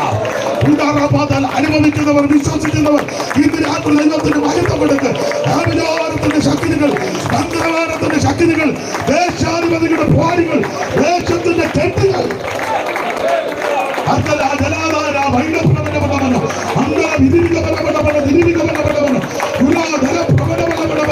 ദൈവത്തിന് മഹിത്വം, ദൈവത്തിന് മഹിത്വം, ദൈവത്തിന് മഹിത്വം. കരമുയർത്തി ദൈവത്തെ സ്തുതിക്കാം. ഞാൻ ദീർഘമാക്കുന്നതിൽ ഒരു കാര്യം കൂടെ പറഞ്ഞങ്ങ് നിർത്തുക. യാക്കോബിനെ തൊട്ടകരം കുറുകി, ഏലിയാവിനെ തൊട്ടകരോ കുറുകിപ്പോയില്ല. മത്തായി 5:6-7 ഗിരിപ്രഭാഷണം, പർവ്വത പ്രസംഗം കഴിഞ്ഞ ഇറങ്ങി വന്നപ്പം ആ മലയിൽ നിറങ്ങി തന്നെ പൊരുത്തം നിൽക്കുന്നു. കുത്തരോഗില്ല. അവൻ ചോദിച്ചു, ഗുരു നിനക്ക് മനസ്സുണ്ടെങ്കിൽ എന്നെ ശുദ്ധമാക്കണം. ഇവന്റെ ഹൃദയവേദന കണ്ട യേശു പറഞ്ഞു, എനിക്ക് മനസ്സുണ്ട്. കൈ നീട്ടി തൊട്ടു, അന്നേരം ശുദ്ധമാണ്. അവിടുത്തെ കരം രോഗശാന്തി തരുന്ന കരമാണ്. കുത്തരോഗിയെ തൊട്ട കരം കുറുകിയിട്ടില്ല. ബ്രെയിൻ ട്യൂമർ ഒന്നും ദൈവത്തിന് വിഷയമല്ല. ക്യാൻസർ ഒന്നും ദൈവത്തിന് വിഷയമല്ല. കിഡ്നി പ്രോബ്ലം ഒന്നും ദൈവത്തിന് വിഷയമല്ല. ഷുഗർ കൂടിയതൊന്നും ദൈവത്തിന് വിഷയമല്ല. അവൻ ഹാർട്ടിൽ ഇത്ര ബ്ലോക്ക് ക്രെഡിറ്റാ പറഞ്ഞ ഇട പൊട്ട, ഇത് ദൈവത്തിന് വിഷയമൊന്നുമല്ല. 8 സ്തോത്രം. സകല ബ്ലോക്കും ഇന്ന് രാത്രി യേശു മാറ്റും. ഞാൻ നിന്നെ സൗഖ്യമാക്കുന്ന യഹോവ. അവന്റെ അടിപ്പിടാൻ സൗഖ്യമെന്ന് വിരിക്കുക. രോഗശാന്തിയും ആരോഗ്യം നമ്മുടെ വാഗ്ദത്തമാണെന്ന്. കുഷ്ഠരോഗിയെ തൊട്ടകരം കുറുകിപ്പോയിട്ടില്ല. നിന്റെ അവൻ സകല കെടുതികളും രോഗപീഠകള് ഇന്ന് രാത്രി യേശു മാറ്റും. വിശ്വസിക്കുന്നവർ ദൈവത്തിന് മഹത്വം കൊടുക്കും. നിന്റെ അകത്തുമൊക്കെ ഒരു ബോധിക്കും. സകല രോഗത്തെ സൗഖ്യമാക്കും. അവൻ ഞാൻ നിന്നെ സൗഖ്യമാക്കുന്ന യഹോവ. കുഷ്ഠരോഗിയെ തൊട്ടകരം കുഞ്ഞുങ്ങളുമായിട്ട് പ്രാർത്ഥിക്കാൻ വന്നു. ശിഷ്യന്മാര് തടഞ്ഞു. ഇപ്പൊ ടൈമൊന്നും ആയില്ല. ഇപ്പൊ പിള്ളേർക്കുള്ള ടൈമല്ല, പ്രായമുള്ളവർക്ക് വേണ്ടി അല്ലല്ല. യേശു പറഞ്ഞു, എന്തിനാ അവരെ തടയുന്നത്? അവിടുത്തെ തൃക്കൈ വെച്ച് കുഞ്ഞുങ്ങളുടെ ശിരസ് വെച്ച് അനുഗ്രഹിച്ചു. ആ കരത്തിന്റെ പ്രത്യേകത നിന്റെ സന്തതിയെ അനുഗ്രഹിക്കുന്നതാണ്. 2, 3, 4 ദൈവം നിനക്ക് തന്ന സന്തതിയെ ഒരെണ്ണം നശിച്ചു പോകത്തില്ല. നിന്റെ തലമുറകളെ അനുഗ്രഹിക്കുന്നതാണ്. യാക്കോബിനെ തൊട്ടകരം കുറുകിയിട്ടില്ല.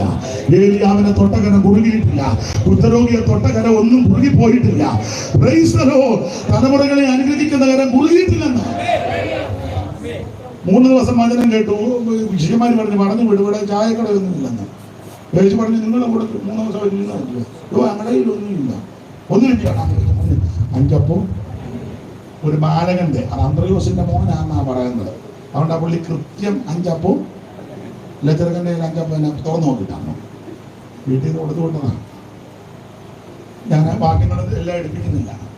5 2 മീൻ, 5 ചെറുമീൻ 2 എടുത്ത് വാഴ്ത്തി. 5 ചെറുമീൻ 2 എടുത്ത് വാഴ്ത്തി.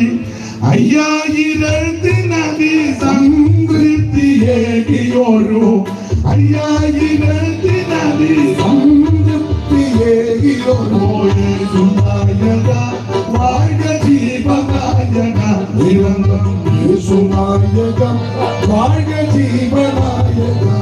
മെഴുകുന്നില്ല.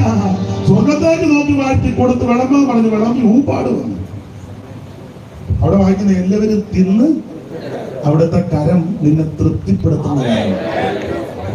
സ്തോത്രം സ്തോത്രം. നിന്നെ തൃപ്തിപ്പെടുത്തുന്ന കരം. സൂക്ഷം നിർത്തുക. യാക്കോബിനെ തൊട്ടകരം കുറുകിയില്ല. ഏലിയാവിനെ തൊട്ടകരം കുറുകിയില്ല. കുഷ്ഠരോഗിയെ തൊട്ടകരം കുറുകിയില്ല. തലമുറയെ അനുഗ്രഹിച്ച കരം കുറുകിയിട്ടില്ല. അപ്പം എടുത്ത് വാഴ്ത്തി അനുഗ്രഹിച്ച കരം കുറുകിയിട്ടില്ല. ഒടുവിൽ ബദാനിയോളം കൂട്ടിക്കൊണ്ടുപോയി അന്തകൽപ്പന കൊടുത്തേച്ച് കൈ ഉയർത്തി അവരെ അനുഗ്രഹിക്കുക. ലൂക്കോസ് 24:50 ആ കരം ഇന്ന് ഇങ്ങനെ നിൽക്കുക. തന്റെ ജനത്തെ അനുഗ്രഹിച്ചോണ്ട് ആ കരം ഇന്ന് രാത്രി ആശീർവാദത്തോടെ നിന്റെ കുടുംബത്തിന്റെ മേലും നിന്റെ മേലും നിൽക്കുക. ആ കരം ഉയർത്തി ദൈവത്തിന് മഹിത്വം കൊടുക്കുക. ചാട്ടെ. കണ്ടത് സൂക്ഷിച്ചു ചെല്ലപ്പെടുന്ന എനിക്ക് ബോധവും വിവരവും ഒന്നും ഇല്ലെന്ന്. ഇപ്പൊ കണ്ടോ വിവരം കൊണ്ടുവന്നു കൃത്യം 9 നിർത്തി. ദൈവത്തിന് മഹത്വം. എന്തായാലും ഈ ഭവനത്തിന്റെ അങ്കണത്തില് ഇങ്ങനൊരു കൂട്ടായ്മ ലഭിച്ചു. മോൻസിയെയും തോമാച്ചായനെയും കുടുംബത്തെയും സമീപ ഭവനത്തിലുള്ള എല്ലാ ബഹുമാനരായ പ്രിയപ്പെട്ടവരെയും സിയോൻ സഭയെയും മറ്റു സഭകള് ശുശ്രൂഷകന്മാർ ദൈവമക്കൾ നമ്മുടെ ചായക്കാരും ഒക്കെ വന്നിട്ടുണ്ട്. ദൈവത്തിന് മകത്ത് എല്ലാവരെയും ദൈവം അനുഗ്രഹിക്കട്ടെ. പ്രാർത്ഥനയിൽ നമുക്ക് പരസ്പരം ഓർക്കാം, പ്രാർത്ഥിക്കാം. ഒരു പാട്ടിന്റെ 2 ശീല് പാടിയാൽ മതി, അതിന് സമയമുള്ളൂ. അതുപോലെയോ കൂടുതൽ വേണോ? വേണ്ടല്ലോ, അത് മതി. ഗുണമാകാനാന്ന് ഇതൊക്കെ മതി. യാക്കോബിൻ ദൈവം എന്നും നമുക്കുള്ളവൻ, നമ്മെ ജീവ പര്യന്തം കാത്തിടുമേ. യാക്കോബിൻ ദൈവം എന്നും നമ്മെ ജീവ പര്യന്തം കാത്തിടുമേ. ഓരോ ദിവസവും നമ്മെ ഇമ്മാനുവേൽ നടത്തിടുമേ. ഓരോ ദിവസവും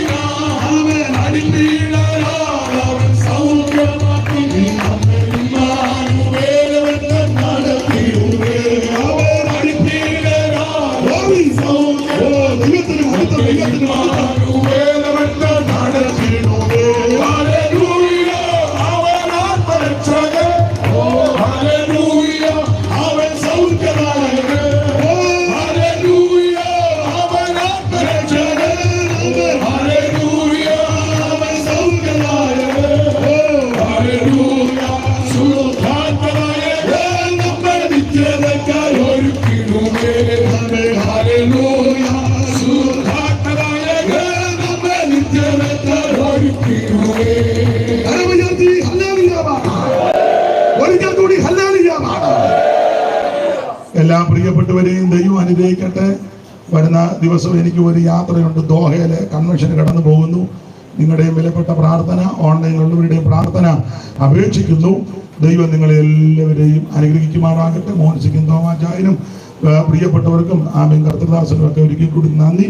കർത്താവിന്റെ വരവിനായിട്ട് ദൈവം എല്ലാവരെയും സഹായിക്കും. കർത്താവിനോട് കേൾപ്പിച്ച നല്ല വചനത്തിനായി കരങ്ങളുയർത്തി സ്തോത്രം ചെയ്യാം. ഹല്ലേലൂയ. രാത്രി പരിശുദ്ധാത്മാവ് വളരെ ഹൃദ്യമായി കർത്താവിന്റെ ദാസനിലൂടെ ശക്തമായി നമ്മൾ ഇടപെട്ടുകൊണ്ടിരുന്നല്ലോ. ദൈവത്തിന്